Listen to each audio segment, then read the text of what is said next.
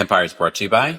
Have you rated the Kempire podcast? Kempire podcast is available on Google and Apple Podcasts, Spotify, Stitcher, all the places. But rating is very important for a podcast. As you know, we've been building the Kempire podcast in the last couple of years, and so many of you have rated it on Apple Podcasts and on Spotify, but we're still trying to reach our goal. We're crawling to 500 on both Spotify and on Apple. Shout out to those of you that have given us glowing reviews and 5-star reviews. We appreciate it, but we're still not at our goal. And I know you guys are listening because the numbers are numbering. So be sure to subscribe, rate, review the Kempire podcast on Apple Podcasts and on Spotify. And more information on our sponsors will be available in the description. You're listening to Kempire here on the Kempire Radio Network. Da-da-da-da-da-da. Welcome back to the Kempire channel. Let me know if you can hear me loud and clear. You know, prepping for a show where literally the game happened yesterday. I just would first like to start off this recap special live, by saying congratulations to the team I always believed in. Congratulations to the Eagles, the Philadephia Eagles. I had such a fantastic time in Philadelphia when we came and brought the Kempire After Dark live experience there. So shout out to all of you that I got to meet while I was in Philly. So I feel like because you guys won, I won. And plus that's part of the Northeast. So I take on the win. But you also know I love me some Jalen Hurts. Literally, if you came to the Philly show, you already knew who I would be rooting for once I figured out who the team was playing. You know, I'm just saying, once we figured it out, I said, of course, I'm rooting for Jalen Hurts. But I just love that I can root for someone that is actually a quality human being. And he has done one of the things that I think I respect the most is that he surrounded himself with smart, intelligent, Black women that represent him when it comes to his agent, when it comes to his communications team. And shout out to all the Black women. He is already fiancéed by this beautiful woman who's also quite intelligent herself. So congratulations to him and to her, I guess. Okay, I guess. Do you guys know anything about his girlfriend? You know, I had to Google schmoogle. I was like, she better be worth it that you didn't come to this side of the team. I'm playing. I'm kidding. I'm being facetious. He's quite young for me.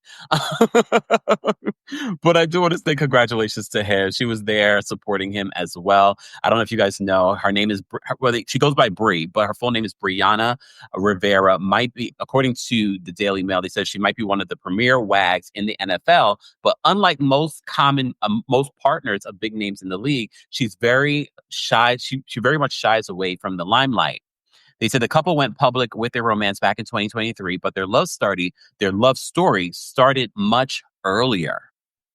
This is another thing that I really do respect about him, because I know a lot of people think with celebrities that, you know, it's everyone else that's in their business. A lot of times you can avoid people being in your business by how you handle your business. So as they said, the couple went public with their romance back in 2023, but their love story started much earlier. An AI.com article from 2016 reported that Burroughs, who's 27, hails from Kennesaw, Georgia. She studied political science and Spanish at the University of Alabama, which is where she's believed to have met Hurts. The duo were members of the different Divine Nine organizations, a group of recognized Black Greek letter fraternities and sororities in Alabama. Okay. I mean, they're also a gorgeous couple. Come on now. Come on. Look at this gorgeous couple. Gorgeous couple. I'm not jelly. Good for them. We'll get there. You'll get your football player. I probably have to learn a thing or two about sports, right? Probably. Anyways, she was a member of Theta Sigma chapter of the AKAs, okay? Alpha Kappa Alpha, while Hurts was a member of Omega Psi Phi fraternity. Hurts played for Alabama's football team from 2016 to 2018 before he transferred to Oklahoma for his final college season, meaning their relationship could date back to that time. The couple were on and off in the years that followed, in which time Burroughs pursued an MBA at Alabama's Manderson School of Business, where she was captain of the MBA case team and a vice president of the Master's Business Administration. She began her career at IBM, With a role as a senior client experience consultant in Dallas, Burroughs then moved on to work as a sales executive and software financing leader. Her most current position sees her working as an artificial intelligence partner for IBM. She has played a key part in the tech company's educational and professional programs, according to People magazine. I was all in her business today, okay? We need to make sure that Jalen is protected, okay? We got to look out for our boy, but our boy is looking out for himself. His team is top notch, and he has one of the biggest contracts in the NFL. And according to what I found out, because I'm all into the sport, he was the MVP of the Super Bowl. Okay, congrats. But Burroughs, back to Burroughs. We're in her business. Beautiful, beautiful smile too. Okay. So Burroughs is said to be a coach for an 8-week accelerate program to help prepare minority undergraduate students for business. All right. In a post afterwards, she wrote, "It was the best time speaking and coaching breakout session for a few weeks. I can assure you with these students, the future is in good hands. Hashtag Big Blue." Meanwhile, she participated in Manderson's Women in Business Talk and the Diversity Inclusion panel in 2021.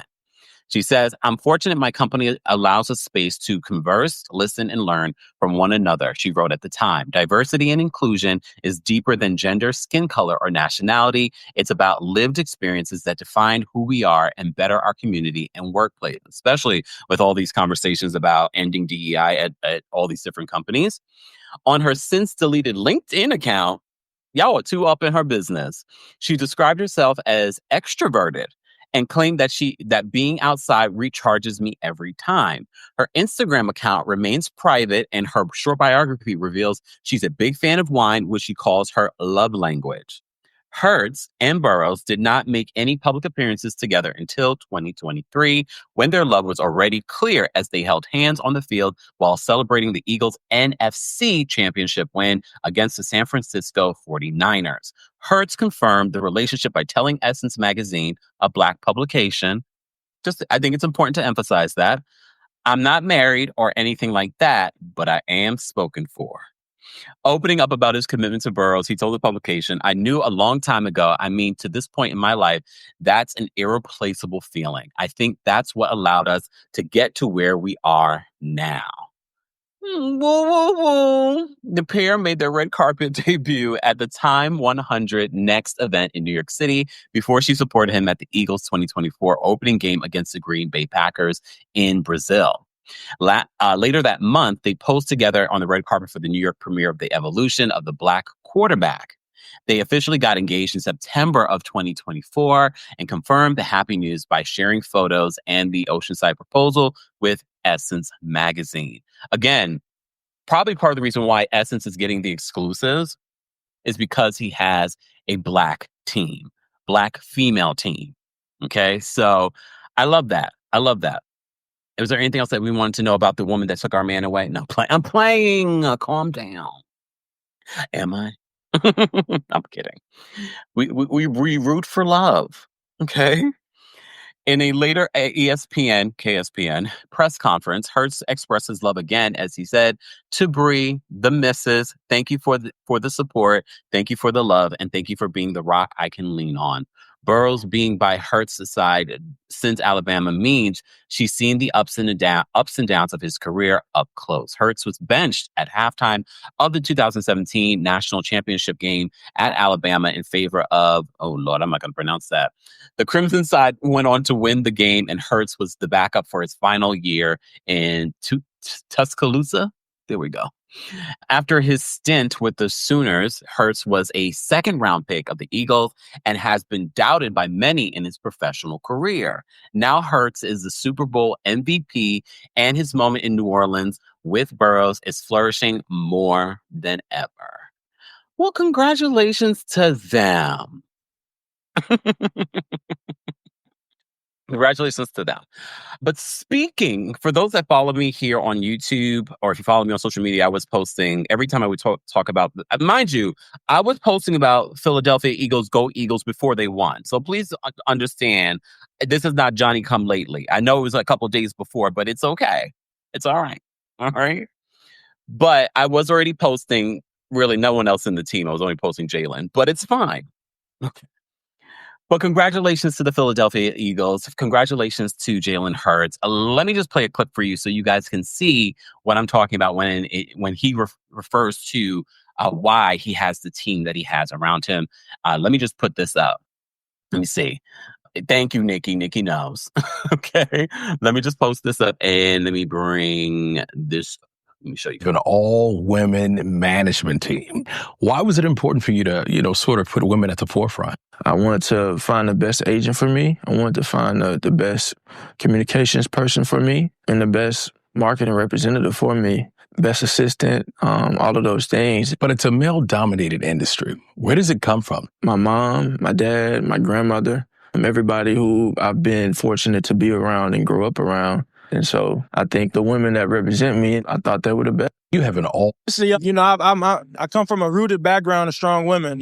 My mother, my grandmother, and it's always influenced me to be who I am. And I think in my journey, trying to navigate who I want to surround myself with, as I entered my professional career, it just kind of naturally happened that way. I'm just fortunate to have good people around me, strong women around me that are all for me and want to help me be the best that I can be. Mm-hmm. They doing a good job, Jalen. A good job. Look, obviously he's very talented. What makes him even more talented and more someone you can root for is that he seems to handle himself well.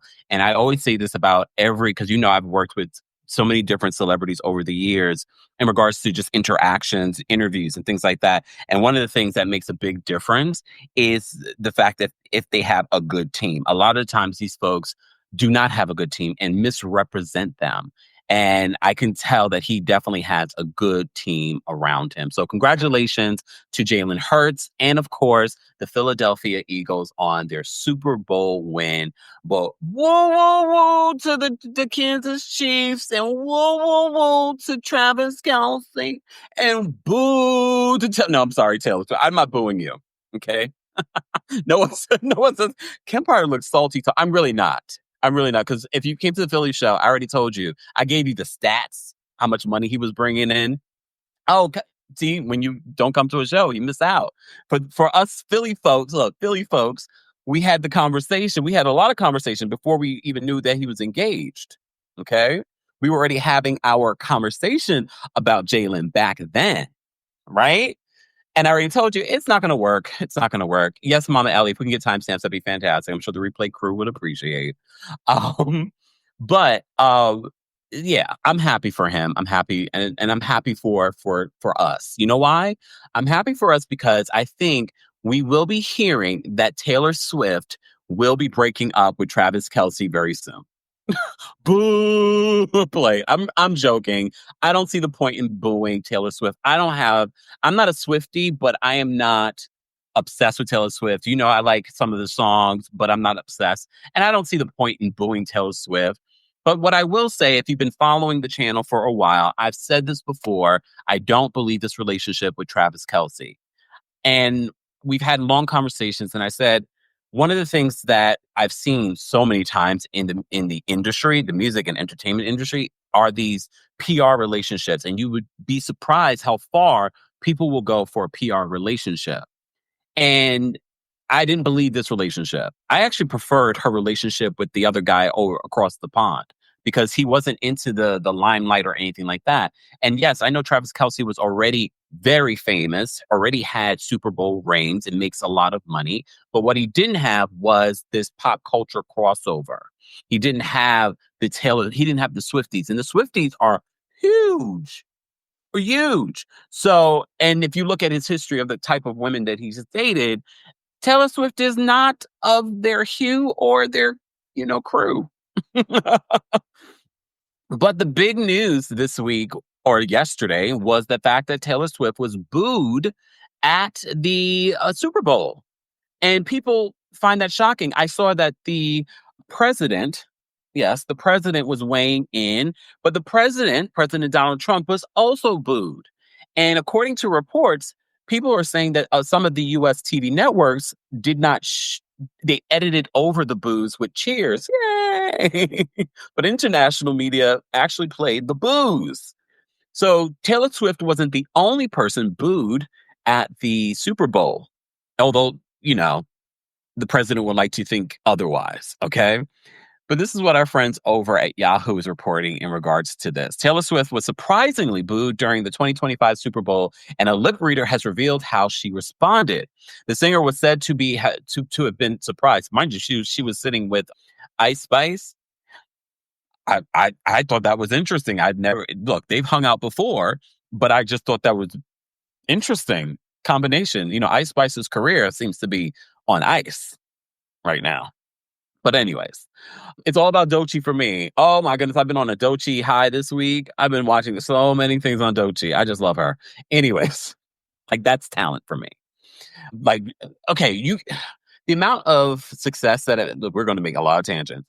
The amount of success that I've seen Ice Spice achieve is the amount of success that Doechii deserves. Because you see it in the artistry, you see it in her stage performance, you see it in the lyrical content, you see it in her flow. These are two, and I'm not trying to compare them to, pit them against each other. I'm just saying it's like night and day, because Doechii is so incredibly talented and deserves all of the attention and accolades that she's getting right now. I've digressed, but let me get back to Taylor. Okay. So Taylor was booed at the 2025 Super Bowl, and according to Yahoo, lip readers, they're able to figure out her response to it. So they said the game which Taylor Swift attended to support her boyfriend, we'll put in quotes, Travis Kelce, ended in a loss for his team, the Kansas City Chiefs. So they said that Taylor Swift was confused. If you saw the video footage, she seemed a little confused by being booed. She's like, she's not used to that. It's Taylor Swift. No one's booing Taylor Swift. People love her, mostly, but apparently not football fans. And if anything, they're going to really dislike her now. They're going to say that she's bad luck, and she's the reason why they lost. So over the weekend, the Kansas City Chiefs faced off against the Philadephia Eagles in a historic attempt to secure a three-peat Super Bowl victory. Many celebrities attended the event, including Jay-Z, his kids, Taylor Swift, who was there to support her boyfriend, Chiefs tight end, Travis Kelce. However, just before her boyfriend's team went on to suffer a crushing 22-40 defeat, a large portion of the crowd made it clear they weren't excited to see the pop star, hitting her with a barrage of boos when she appeared on the Jumbotron for the first time. The star seemed to take notice of the booing and did not only respond with a mocking side-eye glance, but also mumbled some words. Now, according to lip reader NJ Hickling, Swift said, "Aw, what's going on?" seemingly shocked that she was being booed by the crowd, per the Daily Mail. According to a body expert, Swift also showed support to her boyfriend in her own way as the scoreline between his team and the Philadelphia Eagles expanded during the game. Taylor Swift began a signature sweetheart mode. She looked as excited and busy as usual in the VIP section, chatting and whispering with one hand over her mouth like a teenage fan, a body language expert, Judy James, told the news outlet. She added, but with her boyfriend's team losing badly by halftime and Travis standing dejected below her, she gazed out at her lover, unsmiling, with her hands splayed and gripping the rail in a gesture of grim support. The body expert also touched on Swift's response to the intense jeers she received, saying that she was, quote, a good sport through it all. I mean, Taylor Swift has been in this game a long time. You're not going to see Taylor Swift sweat. James added about the pop star's reaction. She held her pose bravely, but her eyes rolled to one side and then the other in a gesture of disbelief. Taylor Swift is not used to people booing her. Taylor Swift is not used to people not liking her. Prior to the big game, it was revealed that Swift was worried that her presence could overshadow Kelce and his team due to her relationship with the tight end and her A-list status. Taylor doesn't want to be the center of attention, a source told The Sun. She just wants to support Travis and help him focus on the game. They added she wants Travis to enjoy his Super Bowl week experience and be at 110% for Sunday, as she's dreaming about him making Super Bowl history, and reaching another dream of his, winning another Super Bowl and making a three-peat. During the lead up to the game, many fans speculated whether Kelsey would seize the opportunity to propose to Swift. I'm willing to bet money he would have proposed if he won. And when I say propose, I'm going to put it in quotes, propose, because that would have been the next story. But now my prediction is that Taylor and Travis will break up. It's not going to be this week. It's not going to be this month. It's going to be this year.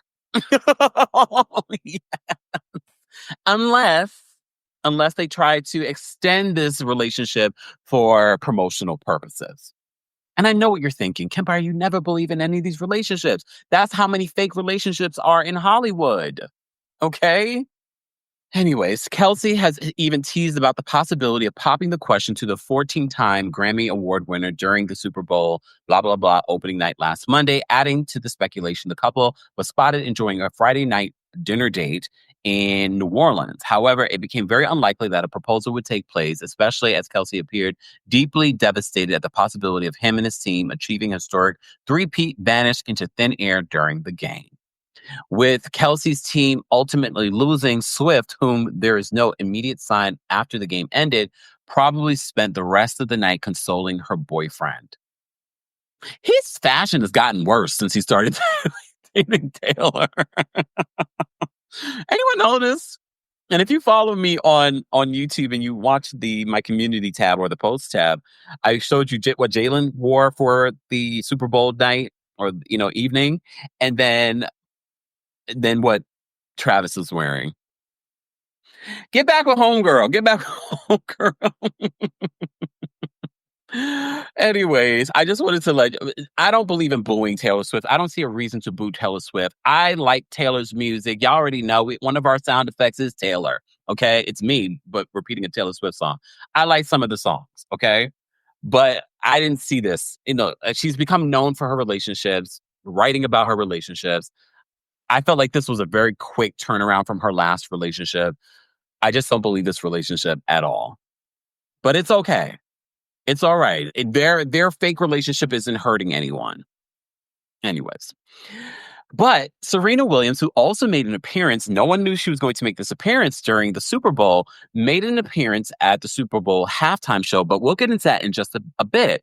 But according to Newsweek, Serena Williams had something to say in regards to people booing her friend Taylor Swift. The tennis champion posted on her socials, "I love you, Taylor Swift 13. Don't listen to those boos." The post has 8.9 million views at the time of the Newsweek's publication. One fan posted, "We love to see queens supporting queens." Yeah, that was sweet of Serena. Serena's a sweet person, okay? Okay. But again, I'll remind you, that wasn't not only was the president booed, he also got a few people that were giving him the bird.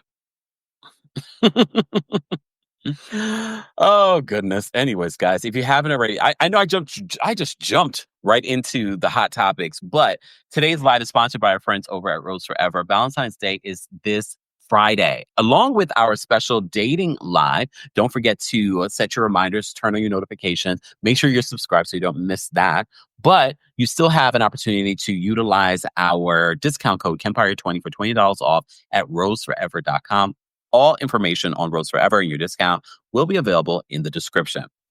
Don't forget as well, the Kempire After Dark live experience is returning to New York City on Friday, February 21st for Black History Month with our friends B. Brooke Ashley. So make sure you get your tickets for that. More information on that will be available in the description, including, only for this show, a live stream option. And quite a few of you have already gotten your live stream tickets. So get your live stream tickets today for the Kempire After Dark live experience, Friday, February 21st. More information on both things will be available in the description. Shout out to our King's Guards holding us down in the live chat. And also shout out to our channel members and shout out to our subscribers. We appreciate you guys as well. I will drop the call-in link for those that want to call in and share their thoughts and opinions. All right. Okay, because there are a lot of opinions. Just a ray of hope. Thank you for becoming a member of the channel. We appreciate you. Guys, you can also become a member by clicking the join button or heading over to teamkempire.com/join. Miss Sharon. Whoa, Miss Sharon. I thought of you. She said the Kansas City Chiefs will be back next year. And I think they will win next year. Just not in the year where I'm supporting the Philadelphia Eagles. Okay. All right. So where do I want to go next? Because there's just so much to unpack. Okay. Let's talk about Kendrick Lamar's performance last night. Okay. Did you guys see it? There are so many mixed reactions to his performance. And I kind of expected it, but I always feel like with the Super Bowl, there are mixed reactions all the time. There were mixed reactions when Usher did it. There were mixed reactions when Rihanna did it. I think because Beyonce has set the bar so high and has done it multiple times, people want that. But people also want something that they're familiar with. I think Kendrick Lamar is a brilliant lyricist, rapper. We've seen that. We've seen his talent. He's been celebrated across the industry. He has a Pulitzer. I think that is I think his music isn't for everyone, and he doesn't necessarily have the songs that everyone knows, particularly the audience that's watching it. But if you knew the symbolism that can be seen throughout his entire performance in Black History Month, and having Samuel L. Jackson be sort of the host and narrator of this moment, first of all, let's give Samuel L. Jackson his flowers. The fact that he got Samuel L. Jackson to do this and be a part of this. And just, did you pay attention to some of the things that Samuel L. Jackson was saying? He's like, don't be too loud. Don't be too ghetto.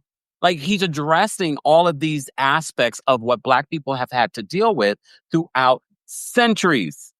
And this is what Kendrick Lamar has always been. If you listen to his music, he's always been talking about these messages. So I wasn't completely surprised at the mixed reaction, because I know a lot of people don't necessarily gravitate. He doesn't always have that big hit. He doesn't have all the hits like a Drake, okay, or a Rihanna or whatever it may be. But a lot of people respect him and respect his artistry, and respect him as a lyricist, respect him as a hip hop artist.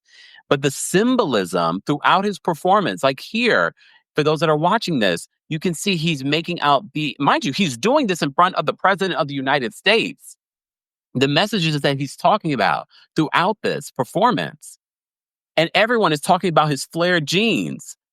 What I appreciate about Kendrick, although he's not your typical, pop crossover hip hop artist like a Drake, what I can appreciate is the artistry and the imagery of what we're watching. And there's a lot of symbolism. I'm sure by now you've probably seen so many different content creators break down the symbolism in what he was doing, both with the dancers and his stage, and the symbolism of including certain people, and some of his shadiness.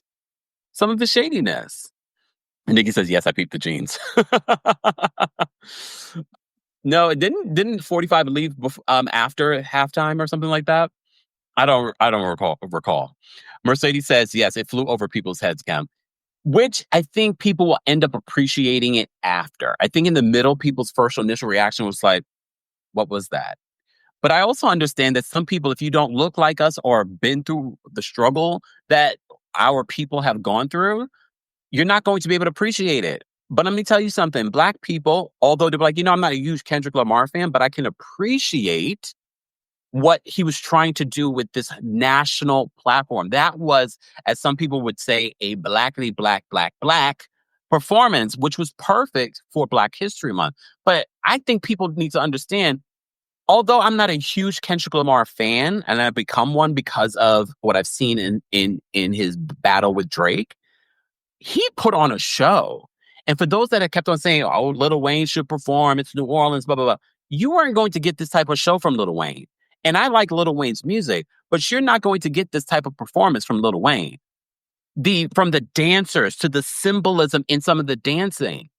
I love how when he was going to get into the Drake Not Like Us diss track, I love the fact that he it was sort of like, okay, I'm gonna give you a little bit of it, because the sound of the instrumental of "Not Like Us" is so distinct. We've heard it over and over again. As you know, we also done separate videos talking about Drake suing, not Kendrick. He's suing his record label, saying that the record label, Spotify, all hyped up this song. All right.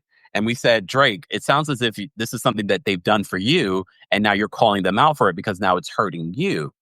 Everyone's reaction after the Super Bowl were like, because people were speculating whether or not Kendrick Lamar was going to perform Not Like Us.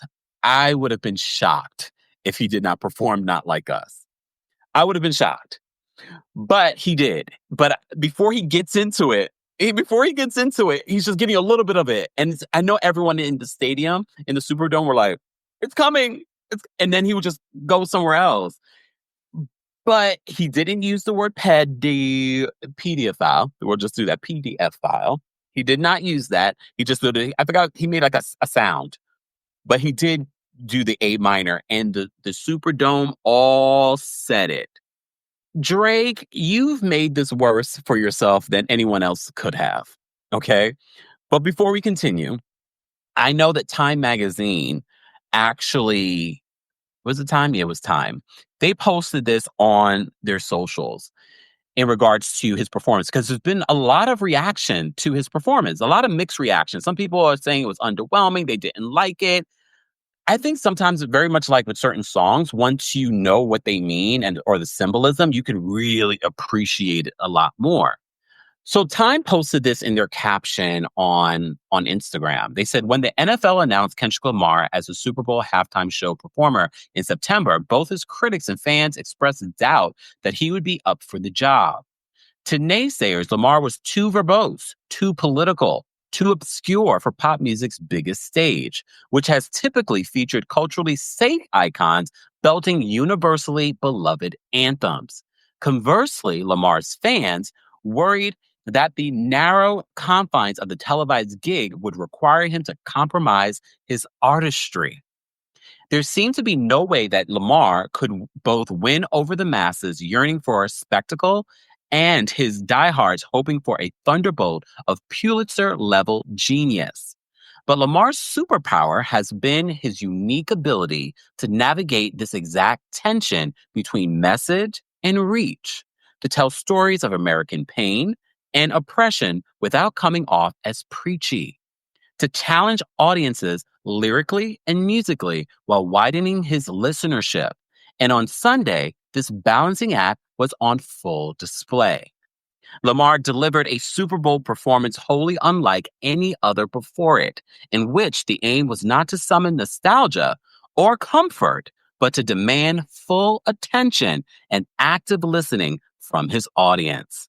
What Lamar lacked in sing-alongs, he made up for in narrative, visual stagecraft, and sly political commentary, while also slamming the casket on his rap feud with Drake for good.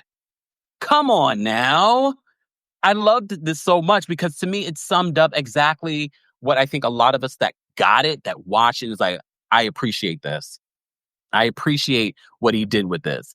I also came into knowing, like, this is not going to be a Beyonce or a Rihanna or a Madonna or Michael Jackson.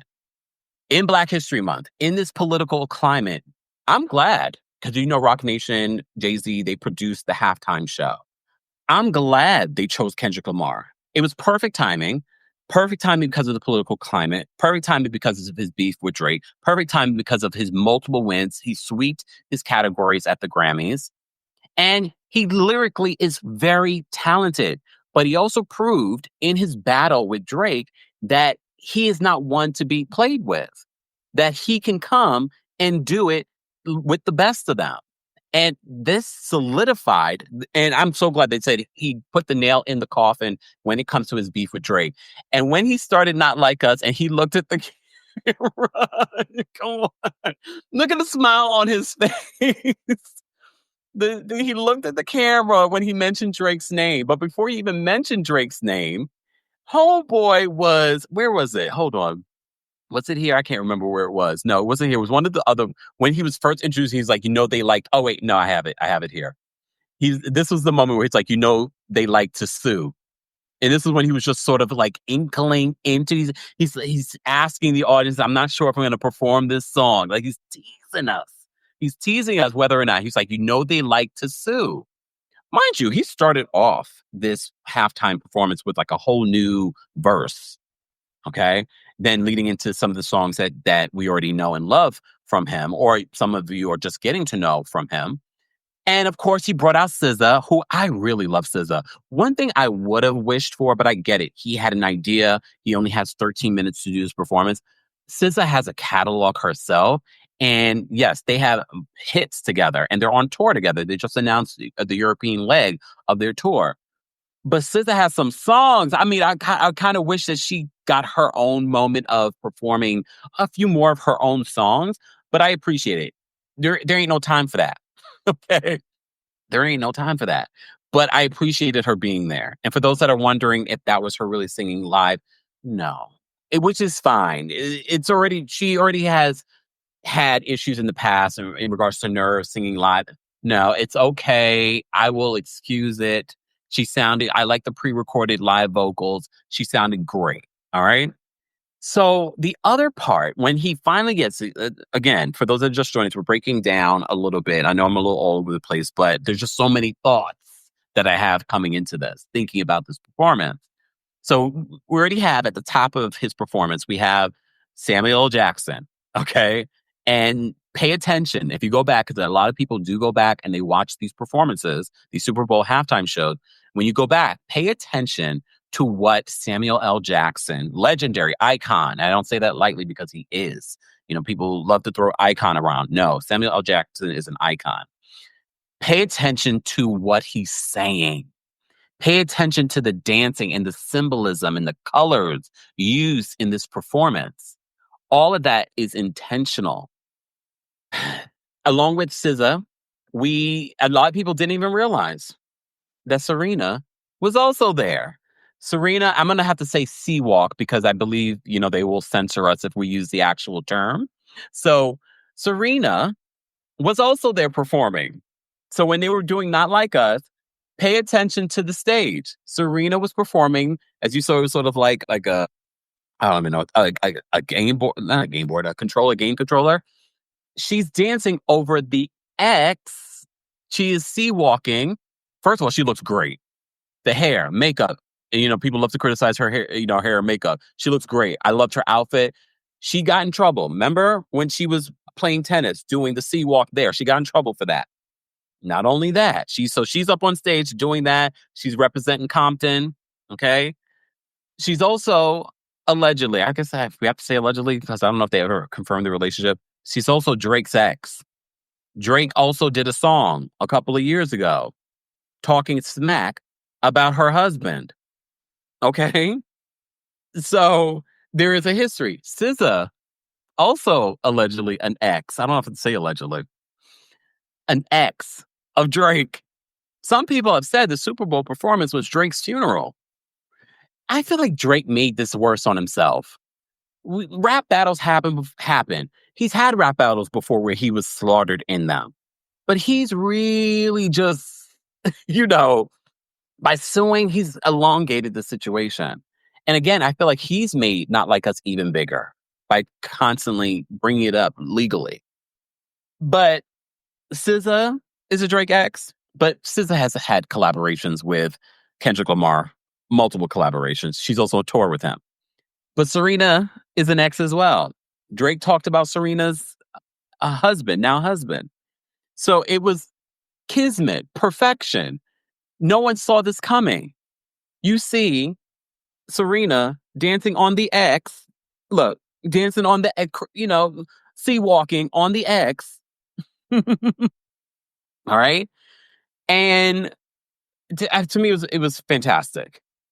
I thought it was perfection. But again, because Kendrick Lamar is very deep, it went over a lot of people's heads. And I don't blame you. I'm not trying to be, like, oh my gosh. No, even some things miss me. But this goes back before you slam something as underwhelming or not great or sucked. because there were quite a few comments like that, but people said that about Rihanna's. Rihanna's performance ended up being huge. Okay. Huge afterwards. I think in the middle of it, a lot of people were like, oh, it was just okay. But we kept on seeing on social media so many other people recreating the iconicness of the dancing and the music and just celebration. And I think we're going to see a lot of that. For me, what stood out with Kendrick Lamar's performance was the dancers, the symbolism, also his flow. Can we just appreciate Kendrick Lamar's flow and his lyrics? So I thought that was really, really good. And I would probably he definitely would go up there as one of the memorable performances just because of the symbolism behind it. And I think when people go back and watch it, and again, some people are never going to get it. Some people are never going to appreciate it for a lot of reasons, because like I said, it's a very black in this Black History Month performance. And some people are not going to like it because it makes them uncomfortable, the topics that he's talking about. Just saying. But everyone has a right to their feelings and their opinions on the performance. But for me, I thought the performance was damn good. And that was from the first time of watching, because I was impressed by this hip hop artist, just the choreo and the stage presence and the just everything that they did around him was beautiful. I appreciate it. It wasn't like they just got up there and they were just kind of going back and forth to a stage. No, people took a good diligence of what he was doing. Like, there was a lot of work that was put into the symbolism and the performance of this Super Bowl performance. All right, guys, if you haven't already, be sure to like the video. It's easy and it's free. We're talking about last night's Super Bowl. Congratulations to the Philadephia Eagles. I know you guys will be having a fantastic parade in Philly. So congratulations to Philly as well. We have a strong community of folks in Philly that really appreciate our channel. So we appreciate that. Heather, thank you so much for being a member for 10 months. I was waiting for Sam to say mother effer. Julie, thank you so much for the super chat. Julie says Buffalo will be back before Kansas City. Love having KSP. When sports crosses over into the world of pop culture, we got to talk about it. And you knew we had to talk about it.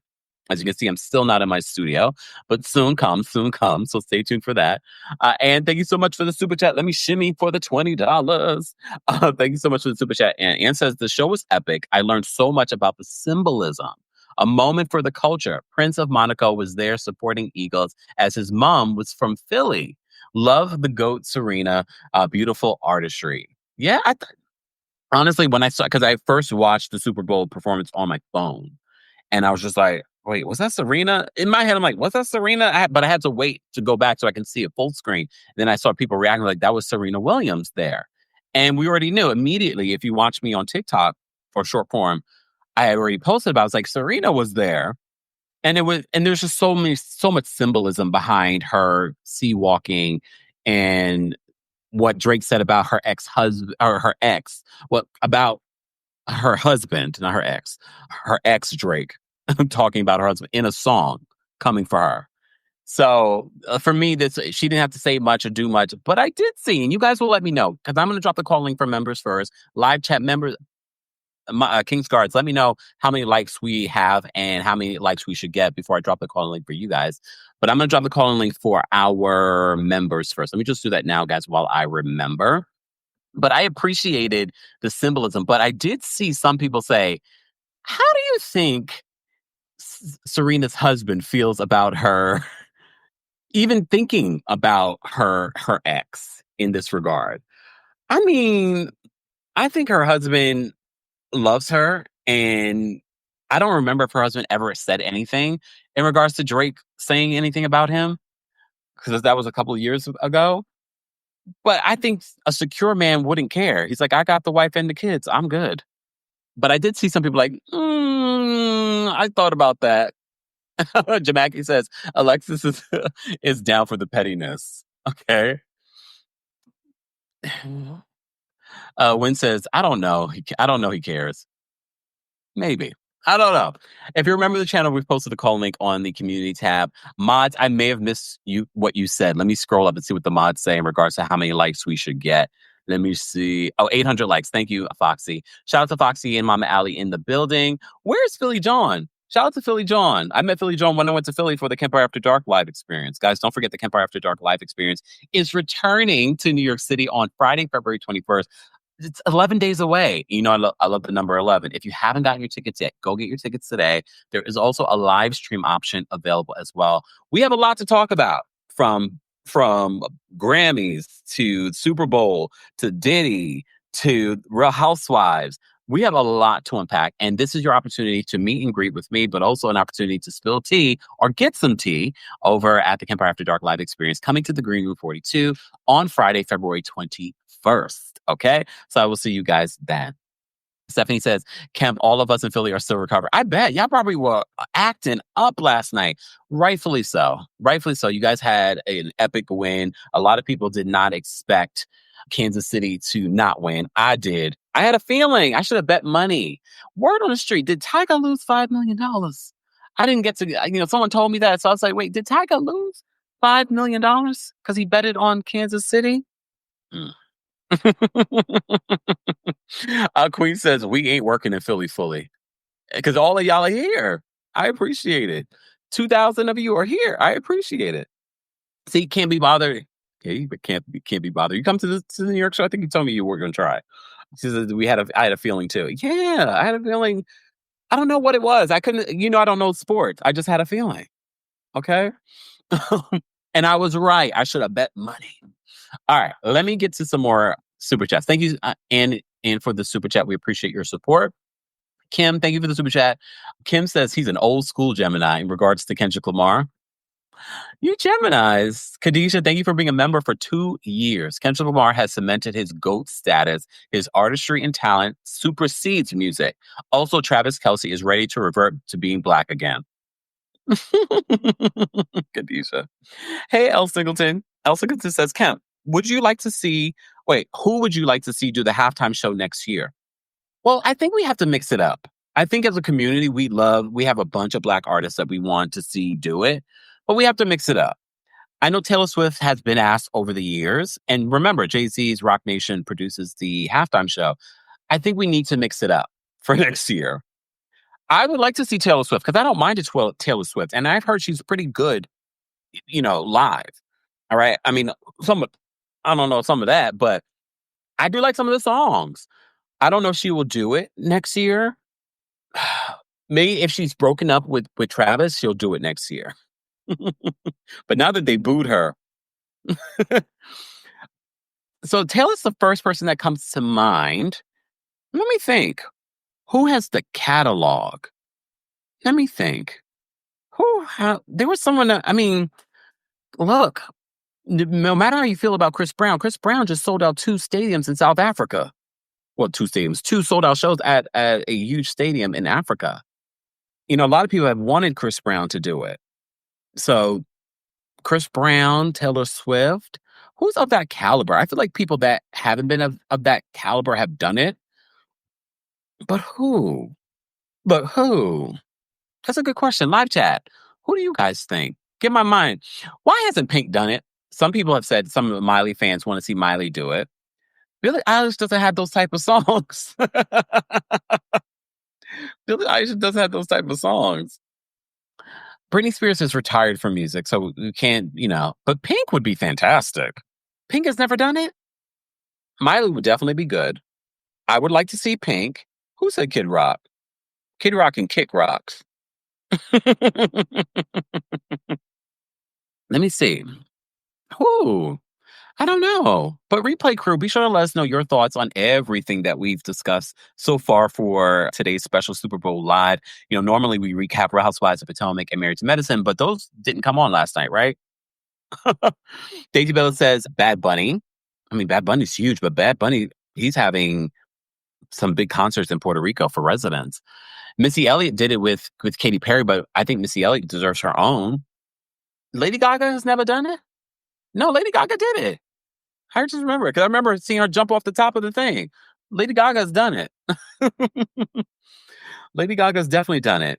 Bruno Mars has already been there twice, and he's fantastic. Someone says Destiny. The only way we can get Beyonce back is by bringing Destiny's Child back, right? But remember when Beyonce did it, she brought out Destiny's Child. I would love a Destiny's Child reunion, meaning bring all the girls back. That would be epic. But no, enough of Beyonce. And I love Beyonce, but enough of Beyonce at the Super Bowl at this particular point. I mean, have you seen Missy Elliott in concert? She would be amazing. She would be amazing. Including LaToya. Yes, including LaToya for Destiny's Child. Boyz II Men. Okay. Maroon 5. Maroon 5 hasn't done it?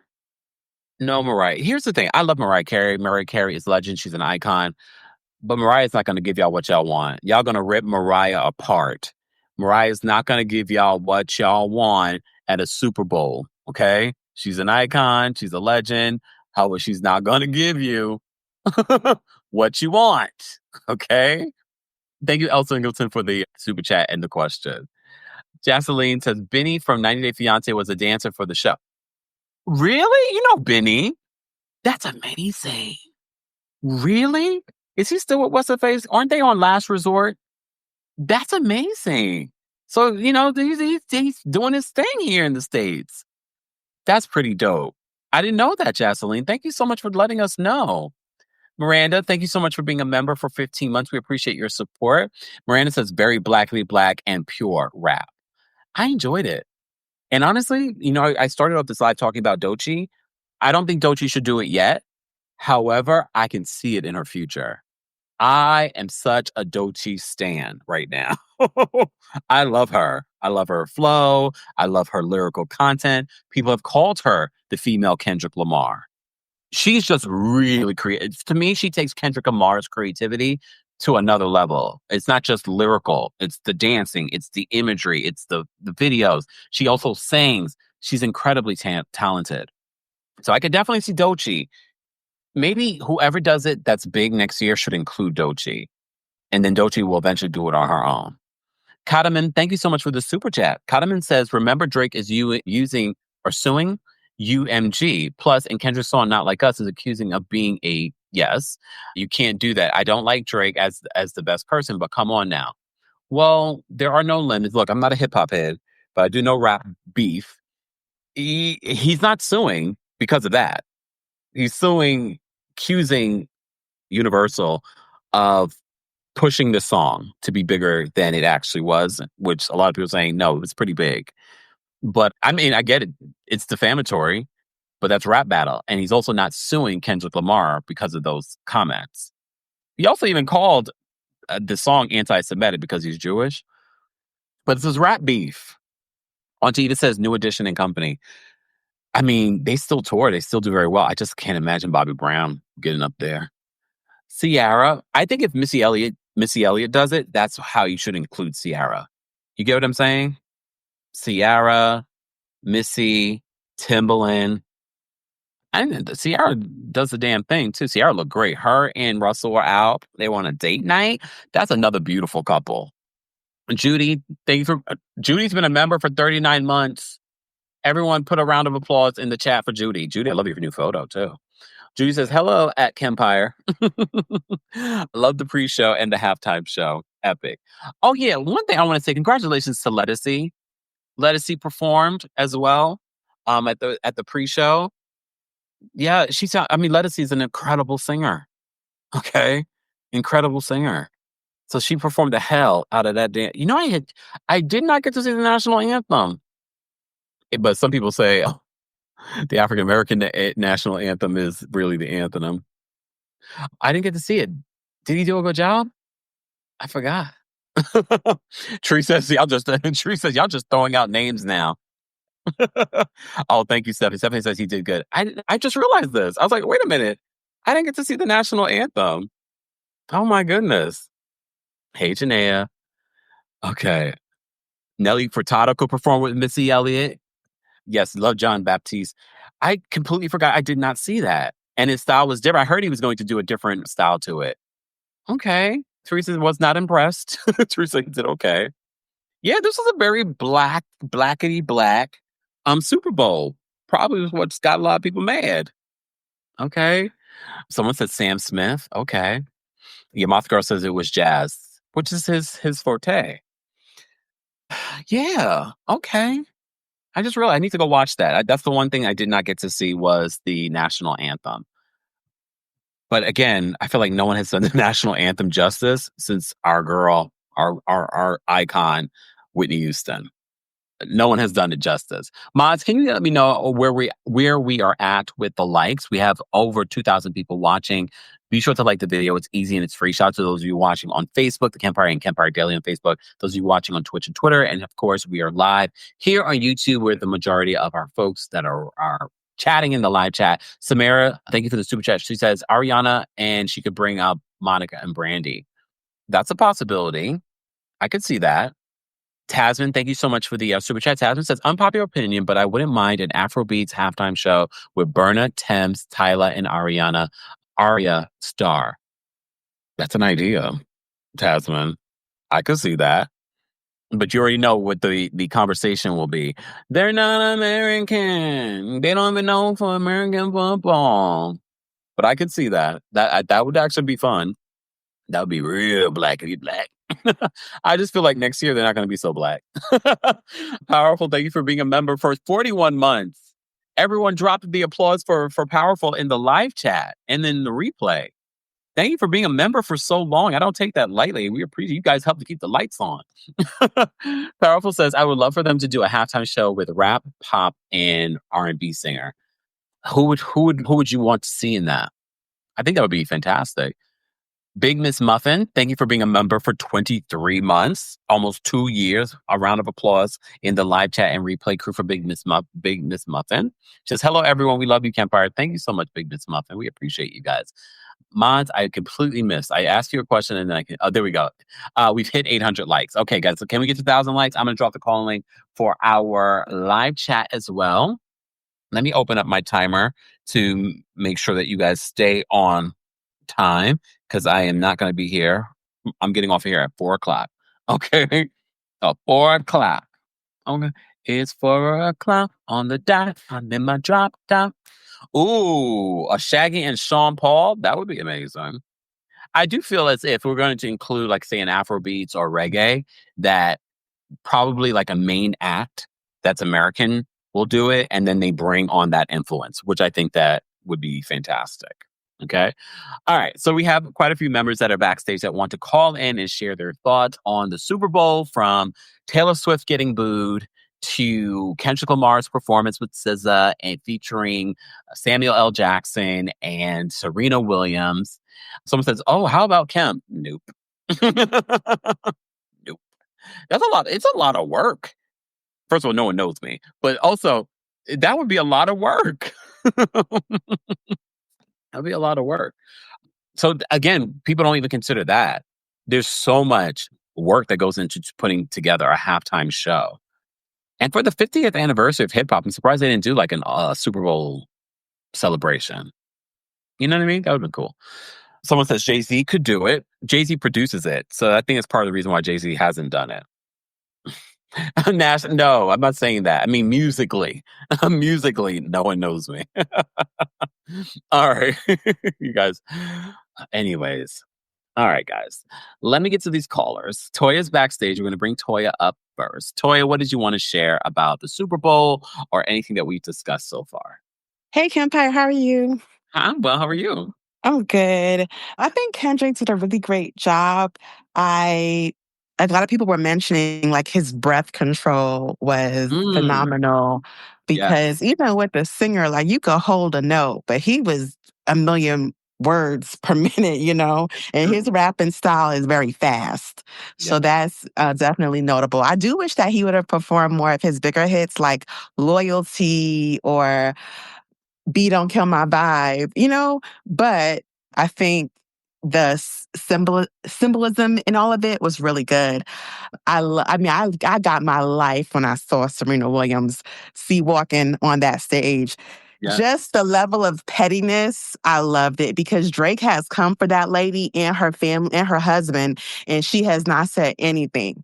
And I loved how Kendrick said, "You're going to stop disrespecting Serena Williams and everybody from Compton, okay?" And when he looked in that camera and he said, "Say, Drake, I hear you like I'm young." Like, that was diabolical. I mean, that he did not look into the camera a lot.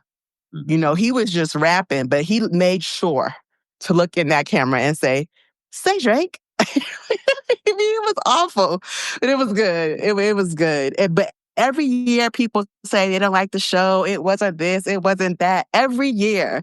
So, I mean, you can't make everybody happy, but it was a good show. It was great for rap. Yeah, most definitely. And for the culture. Yes. Yes, it was. And I like to see, I think Ariana Grande would be great. Or Taylor Swift. Taylor Swift is used to doing large shows on that magnitude. So, you know, why not? Why not Taylor or Ariana? I think that'd be really good. I agree 100%. Toy, thank you so much for calling in. Thank you for having me. Have a good one. You too. Bye. All right, we're going to get to some more callers. Again, I put up my little disclaimer. We've got a Kansas City fan backstage. We're going to bring up Miss Sharon. Miss Sharon, how are you today? I'm doing fine, Ken Pie. How are you doing, Mr. Eagles fan? Sorry. Yeah, I knew that game was over before halftime. Oh. Yeah, I did. I know how the Chiefs play. I watch the Chiefs all the time, and what they do is they play a time game. Mm-hmm. So once they didn't score in the first half, I knew they weren't going to win that game. So I turned it off. But I saw the halftime show. My husband was up here watching the halftime show. After that, then he left and went downstairs. Drake, baby, anytime you can get a 72-year-old person to stand up and pay attention and start dancing and try to do the crip walk, you're doing something wrong. You are doing something wrong. Yep. Because I had to explain the song to my husband before it even got started to tell him who Kendrick Lamar was, because my husband, he still listens to old R&B. So I had to explain the whole thing. And then he was like, but what really got him is when he went after that person. And he said, "I wonder if that person is still in the stands." I'm like, "I don't know. He probably left." Oh, the person that ran out with the Palestine flag? No, did you see that? We didn't mention it, but yeah, I did see the report on that. Yeah, I saw the report on that as well. But no, the other person, the commander-in-chief. Oh, okay. All right, Miss Sharon, we appreciate you calling in. And I'm happy for the Eagles. Every dog has his day. You know what? Miss Sharon, goodbye. Kimpa, I got one more thing to say. Buffalo, don't get your hopes up, baby, because y'all always choke in the fourth quarter. Thank you. Goodbye. Good day, mate. Bye. Wow. Damn, how Buffalo get into this? Okay, we have Barry backstage. We'll bring Barry up next. Barry, what did you want to share? Hey, Camper, how's it going?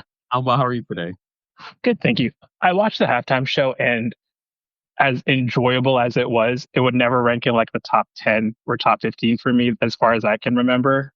I think while it was blackity black, black, black, living as a black person in the United States, when I want escapism and to just be thoroughly entertained, I don't always want my blackity black, black experience to be played out for me all the time when I'm just trying to like have an escapism moment. That, and also while I appreciate Kendrick Lamar's musicality and his discography, he's not the person I want to see give me the show of an NFL halftime performance. Okay. So he'd already started kind of back for me. So he needed to match not a Beyonce level performance, but at least give me an Usher level performance. And even Usher's performance wasn't that great because he tried to jam too many songs into his performance and he seemed out of breath. So while I do appreciate it, I wish it lived up to the hype of what Kendrick Lamar's capabilities were. And maybe I'm just I need a song and a dance and like an 8 count moment from a performer if I'm going to watch it for a halftime. Men, it's like either you're a rock musician, you get up there, you do a great guitar riff, but you don't have to do choreography, or you do what Beyonce does and you give us the whole plate, give us lunch, dessert, and the whole entire meal for an entire week, and we're living for it. I just didn't get that from that performance. Okay. But also, I mean, I think also people rave about Rihanna's performance because Rihanna really doesn't give that much. I've been to her concerts. She's entertaining, but Rihanna's she's a vibe. She's a vibe artist. She's not necessarily kind of like the person who's going to give you much, which is what she gave the NFL halftime. Okay. So, yeah, that was just about it. All right. Thank you, Barry, for calling in. Have a good one. You too. I think a lot of people had mixed reactions. This was part of the reason I wanted to talk about the performance, because I did see a lot of commentary on people's reaction to Kendrick Lamar's performance. If you're part of the replay crew, we want to hear from you guys as well. What did you think? What stood out to you? What did you not like? Who do you want to see perform at the halftime show next year? Sassy, thank you so much for the super chat. Sassy says Chris Brown and Rihanna should do the next Super Bowl. Super Bowl is currently aired in 180 countries. Sassy says she meant Ciara in regards to Chris Brown and Ciara, because they also have a couple of songs that they could do together as well. I mean, that's an idea, Sassy. And you're right. Internationally, people are watching the Super Bowl. It's not just the United States. I did not get to see the commercials. Were there any standout Super Bowl commercials that you guys liked and enjoyed that were, usually if it was something that really stood out, people would be talking about it. They needed to do a commercial with Onijah Robinson Ahmed. You know, the black woman that took over Pakistan. Well, she's back in New York. But that's what they needed. Someone needed to do a last-minute commercial with her. Hilarious. Okay. Anyways, let's get to more of the callers, guys. Again, I don't have the time, and my timer thing is not doing what it's supposed to do. But please keep it brief so we can get to everyone that's backstage, because I got to get off here by 4. All right, so let's bring up Bap next. Hold on, Bap. Bap, what did you want to share in regards to the Super Bowl? Overall, I can't say overall. I enjoyed the halftime show a lot. And then going back and rewatching it, I liked it even more. Because, Kendrick always has layers upon layers of things. So for me personally, he would rank in my top 5. My top is always going to be the Prince halftime show, because that was just amazing. Oh. As far as like who I want next, I want to see Adele, because I just want somebody who sings. Oh, Adele? Yeah, I want to see Adele. I love me some Adele, but what are we going to be doing during that halftime show? She performs, you could just sit there and listen to her sing beautifully. It would be nice. Or they could do like a 90s nostalgia type thing and have like Christina Aguilera and the Backstreet Boys and that sort of stuff. I don't know. Something like that. Adele got 2 songs that she could get us hyped with. But I get it. I think she's been asked before. I think she spoke out about being asked before. And even she's like, what am I going to perform at the Super Bowl? Yeah, she might not be. That might not be the best idea, because she might not be the most hype. Maybe I should go see her in Vegas or something. But I saw her in Vegas when I went to BravoCon. Everyone was all doing the BravoCon stuff. I said, I'm going to see Adele. She was amazing. Yeah, but for me, nobody can top Prince's halftime show. I think with Kendrick, a lot of the disconnect with him is that people had to be a little bit more familiar with what type of artist he is. Yeah. And if they had been, I don't think there would have been the disappointment that there is with people who wanted more from his show. But yeah, overall, I think he did well. Okay. Thanks, Pat, for calling in. All right. Bye. Bye. Yeah, we've had some really legendary performances over the years. And I think that's part of the reason why, recent performances feel so like, they don't feel as exciting, because we've had icons perform at the Super Bowl. And I think the last real icon that we have that's currently with us was Beyonce that performed there. That can give you an actual great live performance. All right. Let's bring up Carla next. Carla, what did you want to share about the Super Bowl? Hello. I'm a longtime Kempire subscriber, an Indigenous woman. Yeah. And I believe that Kendrick Lamar was representing me as well in this country right now with that performance. Yeah. I think he was the right artist for this challenging time in this moment, having the attention of our president. So I was very proud of that whole thing. And I also, went to school, studying fascism. And I know that Kendrick is such a deliberate and intelligent artist. I think there was a lot of references to 1936 Germany and the rise of fascism in a lot of what his imagery and symbolism last night that I really appreciated. And so I think we're going to keep rewatching that performance and getting more and more from it and understanding what a profound performance that we actually needed in this country, what it will be. And sometimes it's not just about entertainment and being light. And I understand because everything's been so heavy in our country, we want our entertainment to be light. But I think he's going to be remembered. Kendrick will be remembered for being on the right side of history. So that's all I had to say. Thank you, Carla. You said a lot. Powerful. Thank you so much, Carla. Thank you. Bye.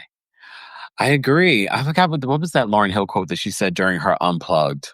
Oh my goodness. I used to say it all the time. I'm trying to think about it. Oh, I can't think of it. But it was something powerful. Basically what Carla was saying is that, yes, we want entertainment, but in the times that we're in, especially with an artist like Kendrick Lamar, it can't always be about entertainment. And it can't always be about a break from reality, because a lot of people are taking that extended break, and they're not thinking about the future, what's happening here in America and around the world. So I appreciate an artist like Kendrick. If Kendrick just did, some Taylor Swift fans were mad that he didn't do Bad Blood. He wanted to use his platform very much like he's done with his career to tell a story and speak of what's going on culturally. And now more than ever, I appreciate him using that time, because a lot of people are going to slam it, but at the end of the day, he's going to be like, you know what? I stay true to myself. And a lot of us are, they shuck and they jive for clicks and views and money. And it's just like, you see someone like him stand on what he believes in and still have success. Goes back to one of the quotes that I've said to myself in regards to doing what I do, which is different, but it's making yourself so great that you make it impossible for them to ignore you. And that is exactly what Kendrick Lamar has done. Let me get to the rest of these callers. We got quite a few people backstage. We have Bianca. Bianca, what did you want to share? Hey, Kempire. So I guess I'm going to be, crip walking and twerking on a fence.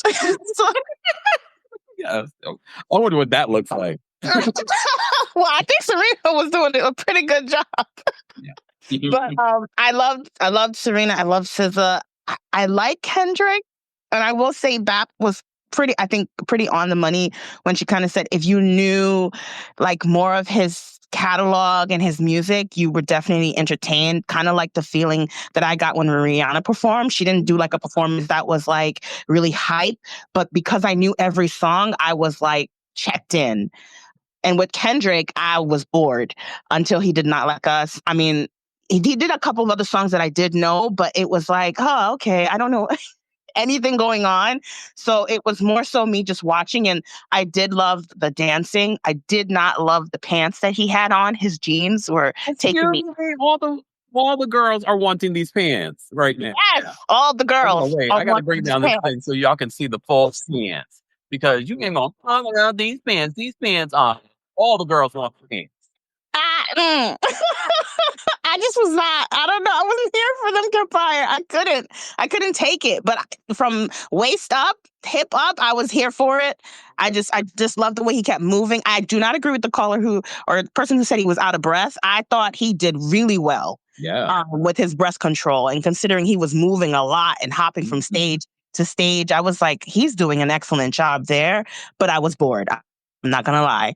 I do wish that the these halftime shows would take a more approach similar to like award shows where we have like a medley or several performances happening at once. So that's the only thing that I would say. I did miss some of the symbolism, but I'm very happy that he did not put Taylor Swift up there because I think there'd have been a riot. It had just been no. It wouldn't have fit the message that I think he was trying to push. And I'm here for the blackity black of it all. Even in moments where I want to have fun, I feel like blackity black people don't get to have fun.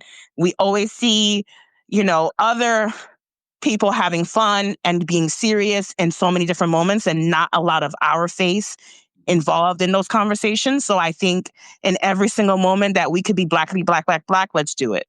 So I was here for it in that realm. But yeah. Thank you, Bianca. Thank you. Bye. Bye. All right, we have Vanna backstage. We're going to bring Vanna up next. Vanna, what did you want to share about the Super Bowl?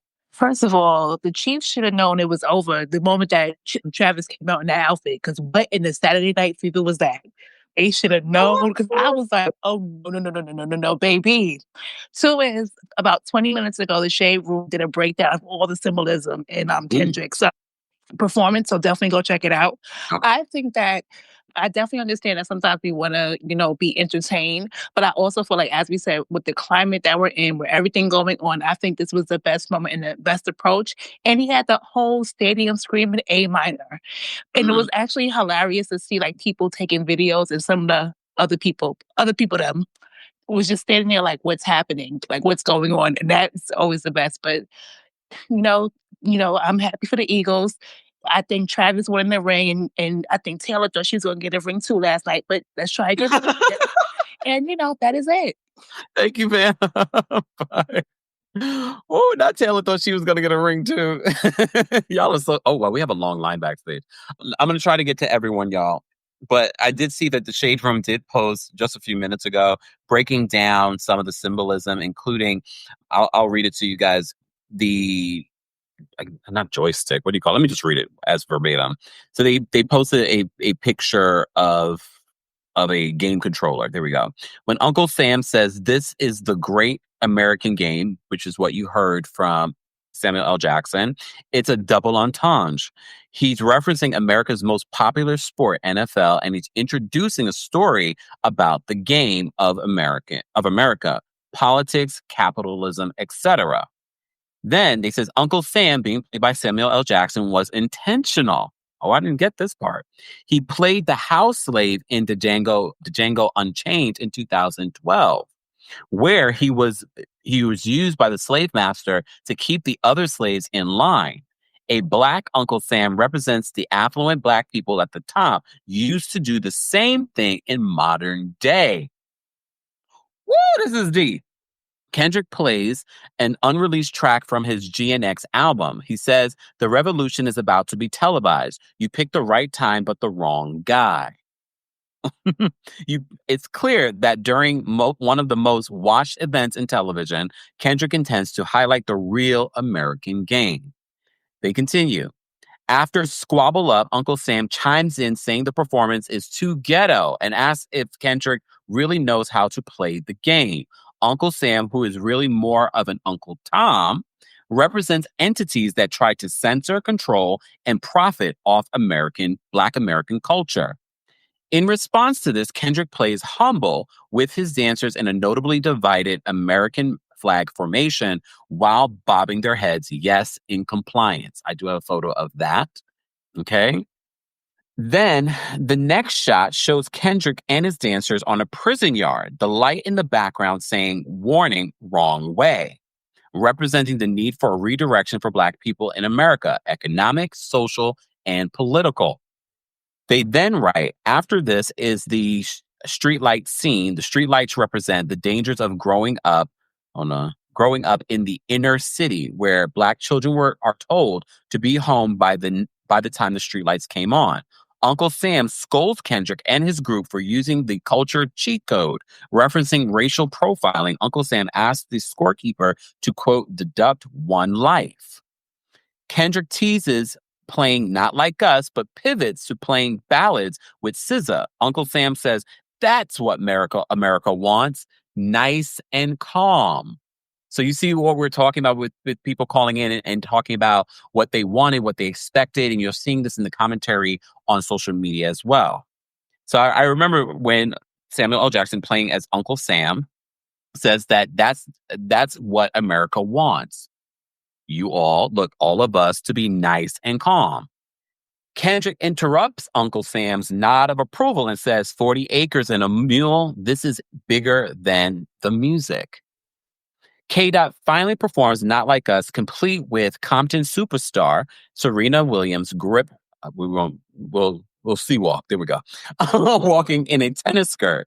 This isn't just a shot at her ex Drake, though, but a nod to her being criticized, which we talked about, for sea walking after beating Maria Sharapova in 2012 Wimbledon match. It just happened to be perfect to add Serena. It was more so about this moment from 2012 where you see her sea walking on the tennis court, and she was criticized for that. So it was more so a throw to that. It just happened to be perfect that she is Drake's ex. Okay. And then I don't know if you guys noticed the moment where the dancers lay on the ground and they look like unalived people. So they show a picture of that. Okay. And in the last post, and this is from our friends over at the Shade Room, because you know what we do here? Cite our sources. Everyone drop cite our sources in the live chat. Okay. For those that don't. So they end their slide by saying, because, the background, it says game over in lights in the crowd. So they said, Kendrick ends the show with TV off, continuing his choice to defy Uncle Sam's demand for Kendrick to comply and play the game of respectability politics. The lights in the background say game over. It can also represent the end to his beef with Drake, as well as the end to America's game with a revolution. See, and I get it. It didn't come straight to you, but I can appreciate after this, people are breaking it down and explaining. It makes you look back. It makes you go back and watch it again. You're like, damn, that was powerful. Damn, that was intentional. And damn, he used his art form to speak into us, to remind us of who we are and where we come from and what we can do and whose shoulders we sit on and what people have lost in order for us to be where we are. The fact that I'm able to speak this way in front of all of you. Woo! I had to read that. Mama Ellie, if we can just put a timestamp for that for those for the replay that want to go straight to us breaking down Kendrick Lamar's, Super Bowl performance. All right, I'm going to get to the rest of the callers. Donna's backstage. We're going to bring Donna up next. Hold on a second. Donna, what is going on? How are you? Good afternoon from Texas, y'all. Yeah, what part of Texas? I'm near Fort Worth in Dallas. Okay, all right. How are you? I am wonderful. How are you? I'm doing well. Praise the Lord. We'll take it. I am not normally a sports fan. I just want to say I am a new Eagles fan. Yeah, come on, Eagles. My sad reason, but it's not sad, is I love Frankie Beverly and Maze. And I saw Jalen Hurts in July at Frankie Beverly's final farewell show, along with Miss Patty Jackson, that I did not know who she was at the time. And I told her, I said, you look familiar, because I just do that when I meet people out in public. I'm like, where do I know you from? And she just laughed and giggled. And then I found out who she was months later. But it was a beautiful game for what I know of football. I watched it with a couple of friends. But I will say, I noticed on Kendrick's performance, was it not like a gamer? I'm sorry. Oh my God. A game controller. Yes. Because I have a 30-year-old son, and I bought those game controllers for many years. Yep. So that was awesome. But I will also say that one of the commercials, Snoop and Tom Brady on Stop the Hate, it was a cute message, but it was a little too late for Snoop. Don't try to save it for what you've already done. Don't try to save face now. And I was just a little put off by that. But that's all I had to say. Thank you, Donna. Nice meeting you. Nice meeting you. Hope to see you soon. Love y'all. Yes. Take care. Bye, Donna. I know. Yeah, I got to get down to Texas. Okay, we have a long line. Let me move. Hayat is backstage. We're going to bring Hayat up next. Hayat, what did you want to share? Hey, Compire. Hey, how are you? It's your friendly Canadian talking about the NFL with you. I'm good. I'm good. But I know that you were asking about who the next halftime should be. I've been saying it. Missy Elliott by herself. We don't need Katy Perry. Missy the whole time. She can bring on Sierra. She can bring them all out. Timbaland could do his little duh. It would be lit. Sorry, I'm just very passionate about Missy. But I appreciate it. Thank you. I thought the halftime show was amazing. I don't watch football. I especially don't watch football right now because we're a little angry at Americans, I ain't gonna lie. But I do watch the CFL, but I don't really watch the NFL. I was so happy to see the Eagles win because that team was looking blackity black. And I was like, yes! Oh! And I know that we like to downgrade Black quarterbacks all the time, but this is just an idea for people to understand that Black people can be two things. They can be athletic, and they can be very smart, and they can be strategic, and they could be tactical, and they could be all of the above. So, I know I'm kind of going on that rant, but I really wanted to just say that Kendrick's set list was perfect. I know a lot of people were breaking down the set list. He could have had Money Trees, he could have had this. But the way that every song played a part for what he was trying to spell, it was just beautiful to me. I loved it. I loved his pants. I want those pants. I want my mans to have those pants. I want everybody to have those pants. Those are nice pants. And really quickly, I don't know if you saw the commercial about the Canadian one. Did you see that one? Ooh, Canada put a commercial in the Super Bowl ad. And it was pretty much like, we used to be friends to America. And like talking about all the things that we've, had trade agreements with and da-da-da-da-da. It was real interesting. If you ever get a chance to look it up, go take a look at that commercial. Because that's what we talk about when we say Canadians are polite. We're not nice. Okay. Hiya, thank you so much for calling in. Thank you. There we go. Ms. Bergline? Hi, can you hear me? Yes. Okay, I can hear you now. Hi, everybody. I guess maybe it's because I'm old. and this listening to the commentary after this this halftime show is making me feel old. Because when I saw, first of all, I don't follow a lot of rap. I do follow Kendrick because Kendrick caught my eye and my ear a long time ago with the things he was saying and the way that he was presenting it, because to me it was very reminiscent of very old school Prince when he first came out. If anybody is a Prince fan and you listen to Prince from the beginning, every single album had a social commentary song on it. So it reminded me of that. And I think that's why him and Prince actually became friends before Prince passed. Anyway, when I saw Samuel L. Jackson and I saw him dressed the way he was, I was like, oh man, this is going to be something. And then when I heard him state the revolution will be televised, I knew exactly what I was going to get from this man. And it was exactly what is needed right now with what's going on with all the social media and the TikToks and the calling out Black people for not marching with this one and that one and standing up here and standing up there. And where is Kamala and all of the diatribe and the BS that is going on. I disagree with him. It was the right man, because I think only Kendrick delivering that message to Black America would have been heard. It wasn't a time to just hear a bunch of pop, oh yeah, let's dance and Twix and all this other stuff. That's not where we're at right now. We have to realize that at this moment in time, we are fighting for our own right to exist. Pay attention to what is going on and what's being said. The abolishment of the Board of Education, the Department of Education, is only going to hurt minorities and poor.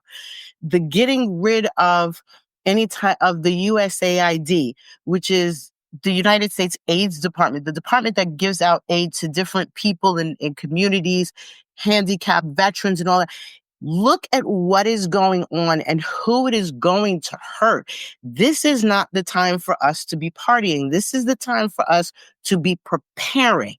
And that's why he kind of threw it back to that whole, the revolution will be televised, because it's being televised. They're going on TV every day and telling us what they're going to do to us.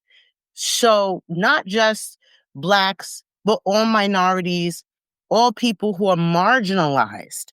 We have to be paying attention. And I think that Kendrick really is the only one who could have delivered that message in a way that would have been heard. And I enjoyed it. I liked it. I liked hearing it. I liked seeing it.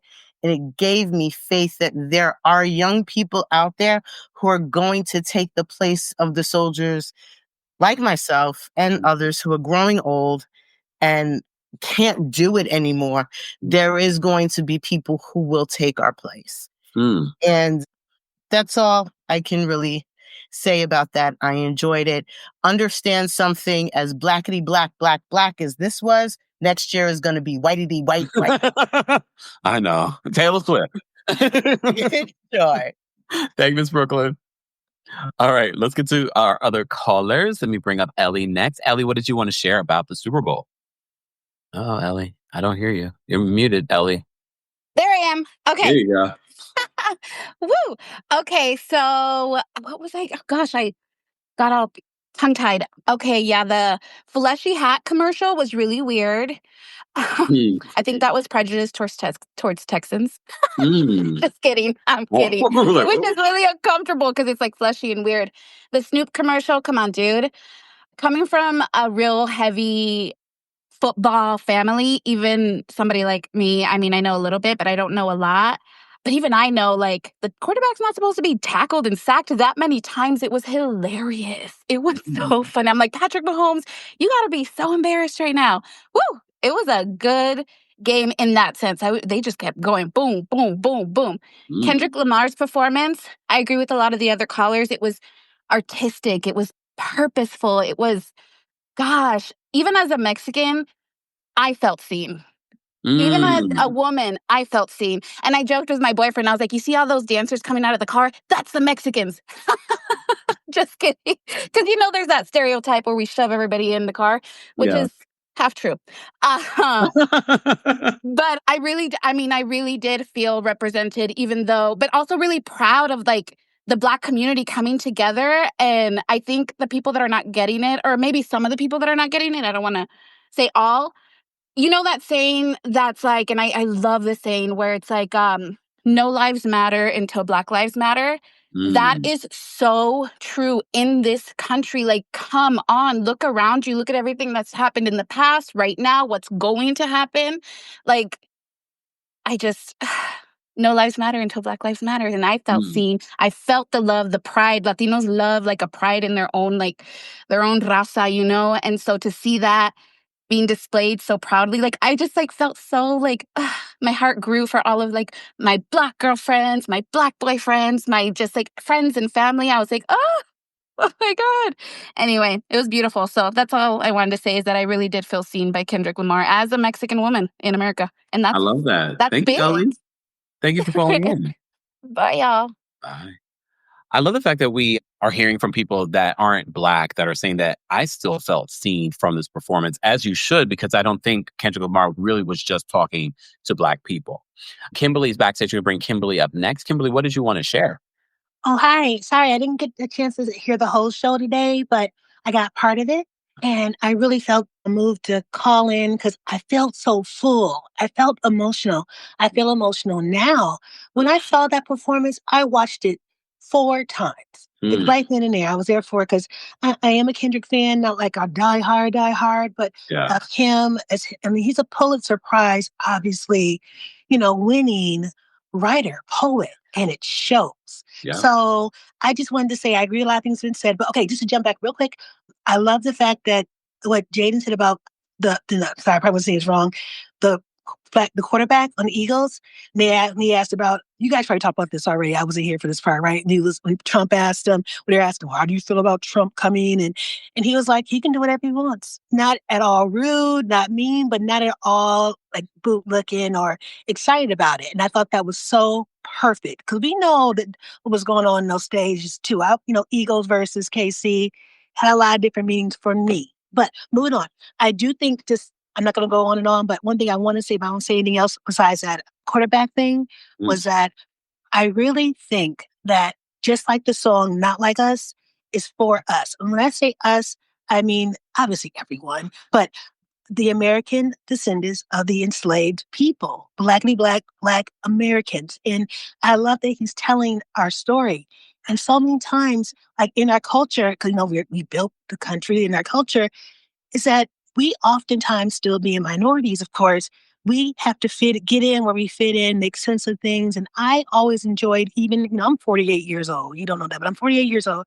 I watched a Super Bowl. And it wasn't until very few and far between that I felt that it was for us or made sense to us or for our type of fandom. And it shows how much our culture has grown and evolved that our music is for everyone. And I love that everyone does indeed feel seen and connected, because we're not a monolith. We are unique people. And I'm not saying that Black people who are not AODS, that they can't enjoy Kendrick, but I do feel special pride in what he's saying, because I caught all that. Maybe it was my age, maybe it was my education, maybe it's how my family raised me, but I had to watch it 4 times. I was like, ooh, ooh, ooh, in between crying. So I could go on and on. I won't. Thanks so much. I'm going to pass. Have a good day. You too. All right. We have Bernice backstage. We're going to try to get to everyone, guys. We're going to bring up Bernice first. Hold on. Bernice, what's going on? Hi, can you hear me? Yes. Can you hear me? Okay, yeah. So I'm going to be a little light. Like a lot of people comment kind of heavy. So I just think that he did a good performance. I was entertained. Also, the guy who did the Star Spangled Banner, I don't remember his name. He did a good job. It was different. So even though it was different, it still was a good job. And I just want to say, over the years, the Super Bowl performances, had hit or miss. But why not do something like Broadway things? Since I heard the Blue Men Group is going out, like doing their last, shows. Why not put them on the Super Bowl? So it doesn't always have to be like a big time performance. I mean, because it's only 2 minutes. And yes, it's the Super Bowl, but let's just do something different, but still where we can be entertained. That's all I wanted to say. Okay. Thank you, Bernice. All right. We have Amy backstage. We're going to bring Amy up next. Amy, what did you want to share about the Super Bowl? Hey, guys. Hey, Empire. I am like the fly in the buttermilk, but I didn't like the halftime show.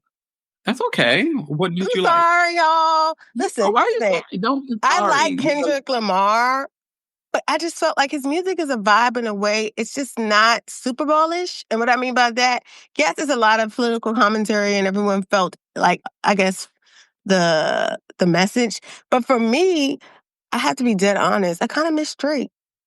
Oh. So what I mean by that is a lot of his music fits that type of aesthetic. Like when Beyonce came out and did the halftime show, it's just way more like glitz and glam and showgirl.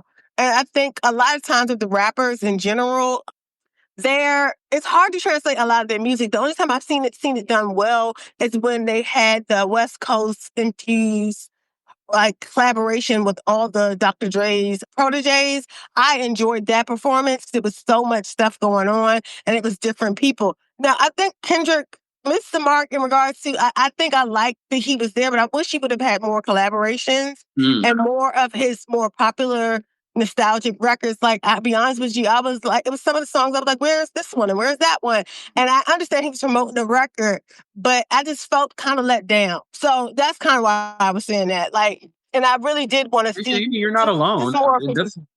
You're not alone, because I did post that, there were mixed reactions to his performance. So it's okay to disagree with us. Yeah, but as I said, like, because a lot of people look like you just not deep enough. I was like, it's not that. For me, I just felt like some of his records, like I wanted to see loyalty. Like maybe bring Rihanna out. I would have loved to, get that type of, like we can get the poetic Kendrick, and we gotta get the, the party, what's called. I would have loved to see Metro Boom and Future come out and do the other record that he had. Those are the things. I mean, it's nothing wrong with getting deep, but I would have loved some of his party records. That's all. Okay. So that's why I kind of felt let down. But it also made me think about, like, Drake is more suited for these type of events because he does have a lot of those party records that people enjoy. I mean, I know people don't like Drake right now, But he is definitely essential in those spaces when it comes to like the Super Bowl and other things. So maybe next year we don't need to do. If we're going to pick an artist, let's consider more collaborations. At one point, I remember when Jennifer Lopez and Shakira did it, and I was thinking, what are they going to do with it? But when they got together, oh my God, that was like an You amazing. remember J-Lo was like mad about it. She's like, I wanted to do a Super Bowl by myself. No, she didn't say that. You were saying that they were. I swear to God, she said that. No, but I understand when they got. But I remember thinking, how are they going to fuse J-Lo and Shakira? They're so opposite.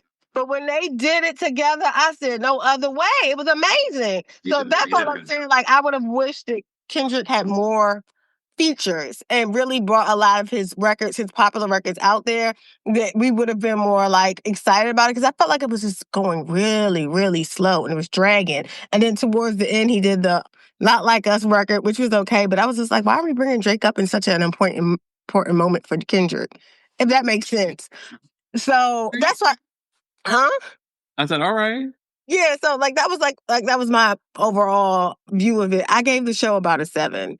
Now the football game, the football game in general, I'm gonna be honest with you. I'm happy that the Eagles won, but I don't like blowouts. I love a really good game. I want to be close. Yes, like I think when the Eagles played, no, I think it was the Eagles and it was snowing. I can't remember what game it was in the playoffs this season, but that was a real. Yeah, me too. Right? That was such a good game. They were snowing. They were fighting. It got to the end. I was like, oh my God, that was such a good game.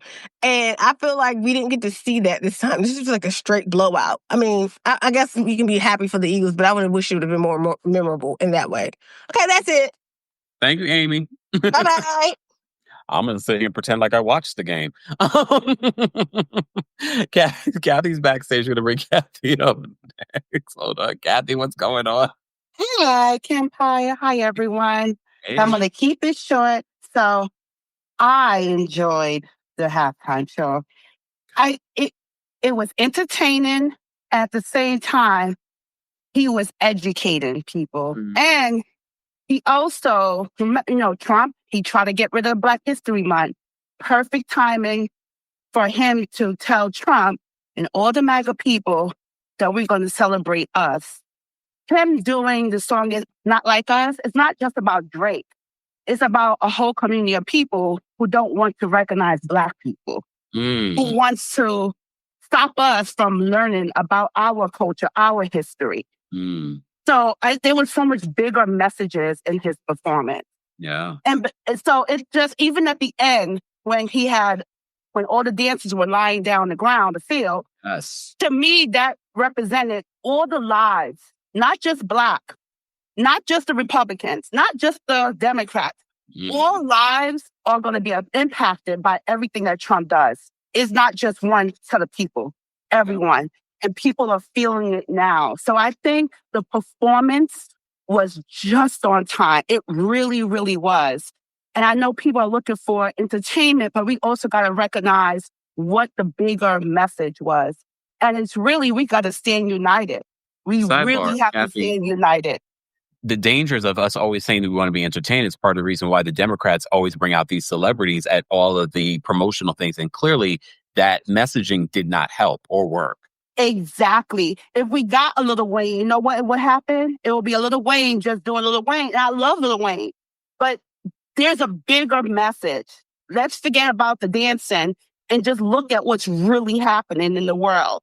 And Kendrick, my Gemini brother, I'm a Gemini. We stubborn, and we're gonna do what we're gonna do. That's true. Okay, we're gonna do it, and we're gonna do it with a smile on our face. Okay. And he did it, so I loved it. I love Samuel L. Jackson. Anytime I see him, my heart gets warm. I love him. I love to see it was everything. SZA, the whole performance was good. And I'm a Kendrick Lamar fan before the Drake stuff. I will be seeing him in May. I saw him back in 2018. Him and SZA are a great pair. I can't wait to see him again in May. But I think it was wonderful. And hopefully next year, I don't think it can happen, but it would be great to see Jay-Z and Nas together. I would love to see that. I'm a New Yorker, and I know they had their beef, but those are two great pioneers. They're the GOATs. I love them both. Their beef is over, though. It's been over, but I would love to see them unite. I would love to see it. It would be great. I mean, I don't know if it'll happen, but We shall see. I mean, he produces the halftime show, so. I know. You see Ruby? She's so cute. Yeah. Ruby's always out, doing her thing. She got North energy. She's a Gemini too. I tell you, we some wild people. Kathy, thank you so much for calling. You're welcome. Have a good day. Bye. All right, we have Miss Bernice backstage. We're going to bring Miss Bernice up next. Miss Bernice, what did you want to share about the halftime show or the Super Bowl in general? What up, though, everybody? Hey, I love the game. The game was awesome. Oh, I loved it from beginning to end because with Super Bowl and even during the week when they kept showing, them interviewing the athletes and asking the questions, how you feel and stuff like that. What kept really pissing me off, was I kept asking Kelsey about Taylor. This man is performing on stage, as in the football stage, in this week, and you're not asking him how he feel about the strategy or anything from the game. They kept asking him questions about Taylor, and that really was picking at him, I think. And he didn't perform correctly. Matter of fact, the whole team didn't perform correctly because I think Eagles wanted it more. The Eagles wanted it more. On that day, either you want it or you don't. And with the way the Eagles was played it, they shut down Mahomes and his line. He got sacked 6 times. Wow. So his line wasn't protecting him at all. Come on, y'all. My hat goes out to Eagles. I love the halftime because there was messages in there. If you was willing to be open-minded and learn, you got it. If you was closed-minded and you're not ready to hear, you didn't get it. That's on you. But it was entertaining. I enjoyed it. It was great. I'm looking forward to the next Super Bowl. And people, New Orleans is a culturally diverse town, but it centers around us. From jazz to now. That was Baptiste who sang the national anthem, and he put a jazzy swerve into it because that represents New Orleans. Okay, y'all. I didn't see. That's the only part of the Super Bowl festivities that I missed. And Legacy, she's from New Orleans, and she said this is her circle of life. Started off as a little girl in New Orleans, and with her talent, she went around the world, and now she's coming back home, and she's singing, lift every voice and sing.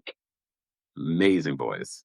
Yes, and she singing it in her white, like the goddess that she is. No, you can't tell me that wasn't good.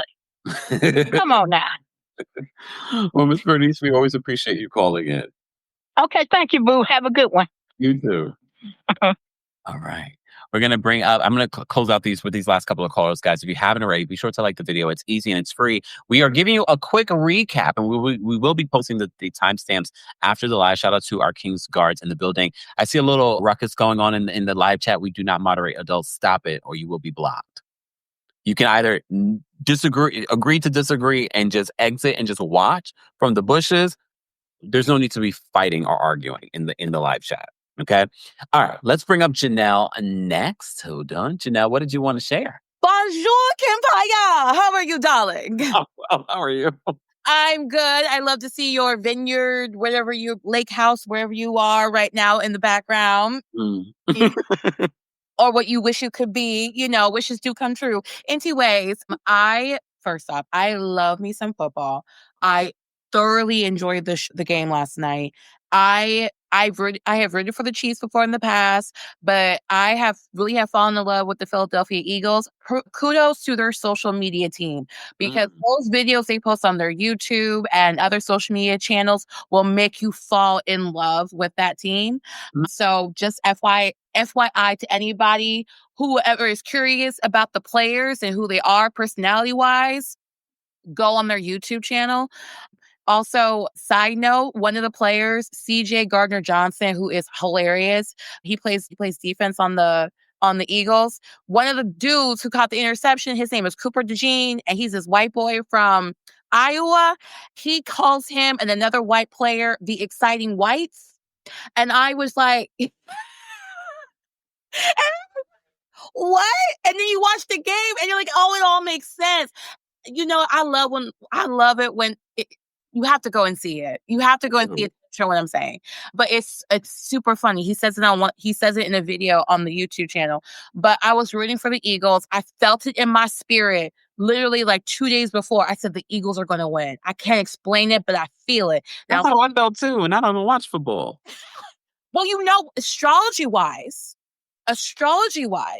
there's an astrologer I follow on Instagram, and she said, according to the birth chart of the Super Bowl, like when it was going to start and this location, and also now that Jupiter is no longer in retrograde, it was favoring change. It was favoring new. And if anybody who is up to date on sports knows that the Chiefs were going for a 3-peat. There's never been a team in Super Bowl history, because there's the NFL history and Super Bowl history. And Super Bowl history has ever achieved getting 3 Super Bowl wins consecutively. And the Chiefs were trying to get that. And they said that it was favoring newness. And also people were dogging out the Eagles for the past few weeks, saying they're going to lose. They're the underdogs. I said, y'all don't realize how that fuels athletes when you keep telling people like, oh, you're not going to be enough, or you're going to lose, or your quarterback sucks, or your team sucks, or you're this. Like, you don't realize how that for some people you can translate that mentally into something positive and give yourself that fuel to be like, yo, what's up? Like, I'm gonna prove you wrong. So like, stop this.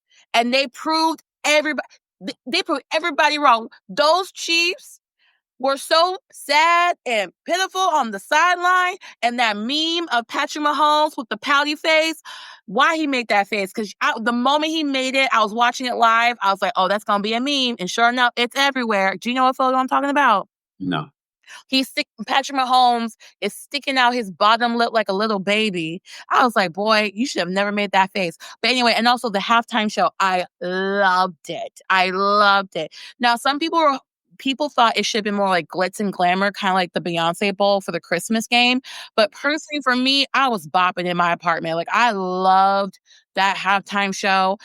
And when Serena came out with the crip walk, child, I was like, yes!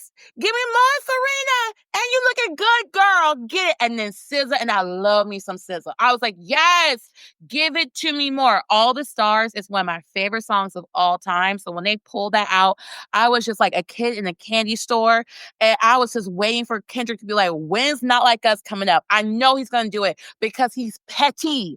I wish people would stop trying to mess with Geminis. They are petty, they're intelligent, and they will come back at you when you're least expecting it. Stop it. And I say this as a Sagittarius, that Gemini is my twin sign, so I understand the petty. And except they're much quieter about it. I'm more blunt. So that's the only difference. But it was so good. I loved the halftime show. Like, I was living my best life. It was such a great game. And I know people wish it was like more like it was a much closer game. But honestly, I think that's what it needed to happen, because I don't know. That's just me personally. I just think I'm glad. I'm sure the Eagles love the fact that they slaughtered them. Oh, they did. And in Black History Month, do y'all realize we needed this? We needed Beyonce to win Album of the Year. We needed Kendrick with the halftime show. And we needed the Eagles to win the Super Bowl, especially after finding out that man in the White House was cheering on the Chiefs. I said, oh, Lord Jesus. Listen, Patrick Mahomes and Travis Kelce, I do like you, but I'm going to have to go for my Eagles. I'm sorry. Sorry later. And also, did you see them booing Taylor in the you must have missed it. We started off with that today. Oh, okay. I missed that part. I came on late. Child, I was like, because you know what it is? I don't think people really dislike Taylor. I think I think her and Travis' relationship is oversaturated. I think we just see it way too much. And I think people are tired. And especially if your intro video, you hire Tom Cruise to do the intro video for the Super Bowl. And one of the clips you show is Taylor Swift and Travis Kelce kissing. Last time I checked, she didn't play the football game. Nothing against her. Swifties, do not come after me, okay? It goes back to what I was saying about this relationship. I don't believe it. Anyways, Janelle, we appreciate you calling in. I had tea on that, but I will not say it publicly because I'm trying to save my face. Okay, bye, Kempire! All right, we're going to take one last caller, but before we do, Creme Brulee says that our girl, Onijah Robertson Ahmed, she's not Ahmed, she didn't marry that boy, is in Dubai. So she didn't get her connecting flight? She didn't get her connecting flight? What is happening? Thank you for that update. Tone TV says the jeans are called stack jeans, y'all. That's the new style. So Google them. They come in a lot of brands in regards to Kendrick Lamar's jeans. A lot of people are talking about them. Miss Esquire says, as the great Toni Morrison says, have you considered that where I am is already the mainstream? I love that. Of course, a Virgo would come out with that quote. Scarlett, thank you so much for the super chat. Let me shimmy for the dollars. Scarlett says Kendrick's performance is a reminder, symbolism greater than entertainment. Glad he used his platform to the NFL, who blackballs players who speak on racism, etc., expecting him to tap dance to a bunch of, I'm not sure what you were trying to say there, but it's crazy. Thank you, Scarlett. We appreciate the super chat and the message. Asia, thank you for the super chat. Asia, shimmy for the dollars. Asia says everything that happened this month, Grammys, the Eagles, and Kendrick, is to remind us that everything is gonna be all right. I think you meant. Happy Black History Month. I loved everything about the performance. Thank you, Asia. We appreciate your support. April, thank you so much for the super chat. April says, just to lighten the mood here, wouldn't it be comical if when Squabble Up played the camera panned, when Squabble Up played, the camera panned to Dr. Contessa on the stage? April, only we would get that. Not everyone watches Bravo or Married to Medicine. CV, thank you for the super chat. Let me shimmy. You can't see my shimmy. It's all right. CV, thank you for the super chat. CV says, during the time of slavery and working on the plantation, we often use songs to communicate to each other in code. Old Negro spirituals? Yes. Kendrick's performance was no different. He spoke to us and we understood the message. You guys are so poetic today. Bianca, thank you so much for the super chat. Bianca says, I'm concerned Jay-Z has bias based on beef. Will we ever get to see Chris Brown, Lil Wayne, or Nicki? Will people have to kiss the ring to perform? I mean, it's a valid point. The industry is very, very much like that, so it wouldn't shock me. Bernice, thank you so much for the super chats. I think The Weeknd would be good too, the singer, The Weeknd. He would. He's very creative too. And very popular as well. Dr. Payne, thank you so much for the super chat. Dr. Payne, it was an amazing performance and I love the creativity. Awesome. Thank you guys so much for all the super chats. We appreciate it. But don't forget, you can also support the channel just by liking today's video. Don't forget, you can also subscribe to the Kempire podcast so you can hear audio version of our live recaps and special episodes like my review of The Fall of Diddy. Be sure to subscribe today. And don't forget to give us a 5-star rating on Apple Podcasts and on Spotify. All right. Let's bring up our last caller for today. Tish, what's going on? Or Tish. Hi, how are you? Oh, well, how are you today? I'm good. I'm always excited when I catch you live because I got a new job recently and I always miss your lives. And so I like being a part of the replay crew, but I also love when I get to call in and hear everyone and chat because I like my peeps. You might be trying to quit the job. No blame. Listen, I was a stay-at-home wife for a long time, and that's when we were living in Mexico, and I was always online. I was watching every single live, and I might just go back to being a stay-at-home wife. I know that's right. It ain't worth it. I'm a Capricorn, so I like having my own money and working, but I like my freedom more. I know. I don't know. But anyway, whatever you want, you should have. thank you. I appreciate that. Okay, so I slept through the game and I missed everything. I was supposed to watch. Okay, in my defense, I was supposed to watch. It was been a long week. Again, I'm not used to working. And then I had to travel for work. So it was just a long week. I slept most of the weekend. I said I was gonna watch some shows and I ended up falling asleep and I woke up at 1 and so I had to watch the highlights. But I for one am glad that the Eagles won. And I'm glad that they won with such a watching the highlights hits different because I'm sure like as you're watching the live game, things don't look as bad. The highlights make it look really, really sad. Like interception after interception, fumble, sacks. Like it is beautiful. And I think the ancestors were really, really happy because we all know, the other quarterback who he supports. We know who his wife supports. And that guy was at the game. So I just really feel like the ancestors did what they had to do. Same with the halftime show. I get it. I was actually in the comments commenting because I know a lot of people were bored or were not as entertained. And I think sometimes like the message just needs to be delivered. And one thing about Kendrick is he's not about shucking and jiving. If he got something to say, he's going to say it. And he might whereas he'll put a nice beat to it, like not like us. But for the most part, he's all about the message. He's all about getting things across. And that's why he's a Pulitzer Prize winner, right? But also, I think he sat there and he looked at the state of America. He looked at what we're going through and he said, I need to send a clear message. We watched Kendrick do a live protest, basically. Right? Like the messages that he sent, the things that he said, the way he looked at the camera, like he was clear and direct in what he was saying. And I get it. It wasn't as entertaining, but I don't think he wanted to entertain as much as he wanted to educate. And I think for him, the message was way more important than everybody dancing. I think for us, people like me that like read for entertainment and like we get it, right? Because the metaphors, for me, that is entertainment. That is entertaining, right? Like seeing the metaphors, thinking deeper. Like I don't need everything to be across a boppy beat. Like I don't need that.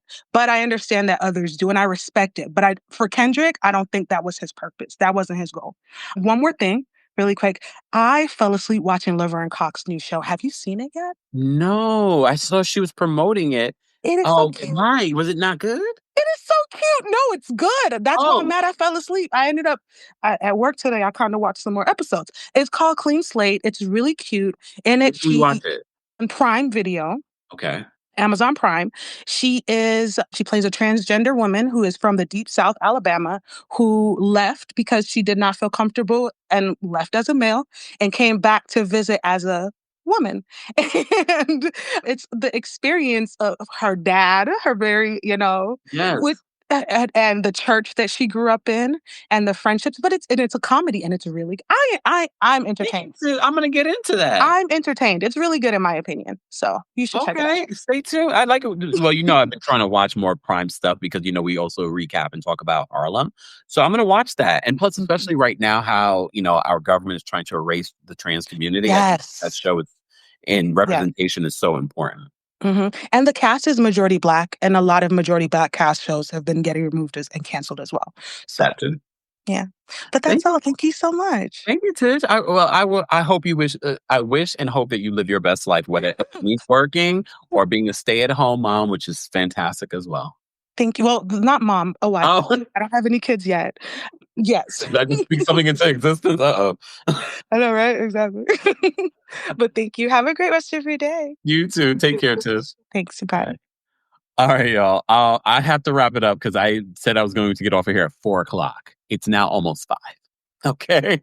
But Empress, thank you so much for the super chat. Empress says, I actually feel a little bad for Taylor, and I'm not even a fan because it's the NFL who keeps using her. They keep panning to her. I agree. They know what they're doing. And part of me feels bad for Taylor, but if what I've thought is true, that they're using each other for publicity, then I don't feel that bad for her because now it's blowing up in her face, which also makes me believe that it's not 100% real in regards to her relationship with Travis Kelce.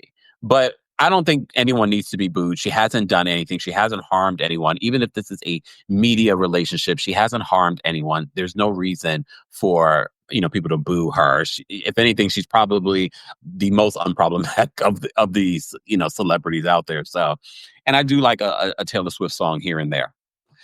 Anyways, guys, if you haven't already, be sure to like the video. It's easy and it's free. Shout out to everyone that called in and shared their thoughts and opinions. But if you're part of the replay crew, be sure to let us know your thoughts and opinions on the Super Bowl.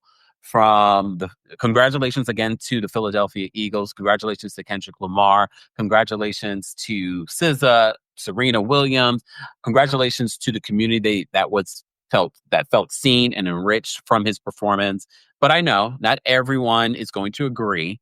But as always, we do not moderate adults. So don't attack people for their opinions in the comment section, because you will get blocked. We want to continue to create and curate a positive and safe community for our community as it continues to grow here on the channel. And again, if you haven't subscribed, subscribe. And don't forget to subscribe to the Empire Podcast and support our sponsor today, our friends over at Rose Forever. Valentine's Day is on Friday. Still time for you to get a little something for yourself or someone you love. Roses that will last you at least a year, plus a discount with the discount code KEMPIRE20. Thank you all for being here. I want to end this live by rereading this fabulous breakdown from our friends over at Time, because I felt like this was the best summary of what we watched during the Kendrick Lamar's performance. So a reminder, this is what Time wrote on their social media. When the NFL announced Kendrick Lamar as the Super Bowl halftime show performer in September, both his critics and fans expressed doubt that he would be up for the job. To naysayers, Lamar was too verbose, too political, too obscure for pop music's biggest stage, which has typically featured culturally safe icons belting universally beloved anthems. Conversely, Lamar's fans worried that the narrow confines of the televised gig would require him to compromise his artistry. There seemed to be no way that Lamar could both win over the masses yearning for spectacle and his diehards hoping for a thunderbolt of Pulitzer-level genius. But Lamar's superpower has long been his unique ability to navigate his exact tension between message and reach, to tell stories of American pain and oppression without coming off as preachy, to challenge audiences lyrically and musically while widening his listenership. And on Sunday, this balancing act was on full display. Lamar delivered a Super Bowl performance wholly unlike any other before it, in which the aim was not to summon nostalgia or comfort, but to demand full attention and active listening from his audience. What Lamar lacked in sing-alongs, he made up for in narrative, visual stagecraft, and sly political commentary, while also slamming the casket on his rap feud with Drake for good. Congratulations to the Philadephia Eagles and to Kendrick Lamar and everyone involved, Samuel L. Jackson, SZA, Serena Williams, all of the dancers, all of the people behind the creation of that halftime show. Congratulations. Shout out to Philly. We appreciate everyone being here for our special Super Bowl special breakdown of the Super Bowl and the halftime show and the message and our political climate. We appreciate you all being here. Again, don't forget to like the video. Shout out to the replay crew. Shout out to our King's Guards. I will see you all in the next one. Thanks for tuning in to the Kempire here on the Kempire Radio Network. As always, don't forget to give the Kempire Podcast a 5-star rating on Apple Podcasts and on Spotify. We're trying to get to 1,000 reviews on both platforms. And as always, don't forget to subscribe, download, and share the Kempire Podcast.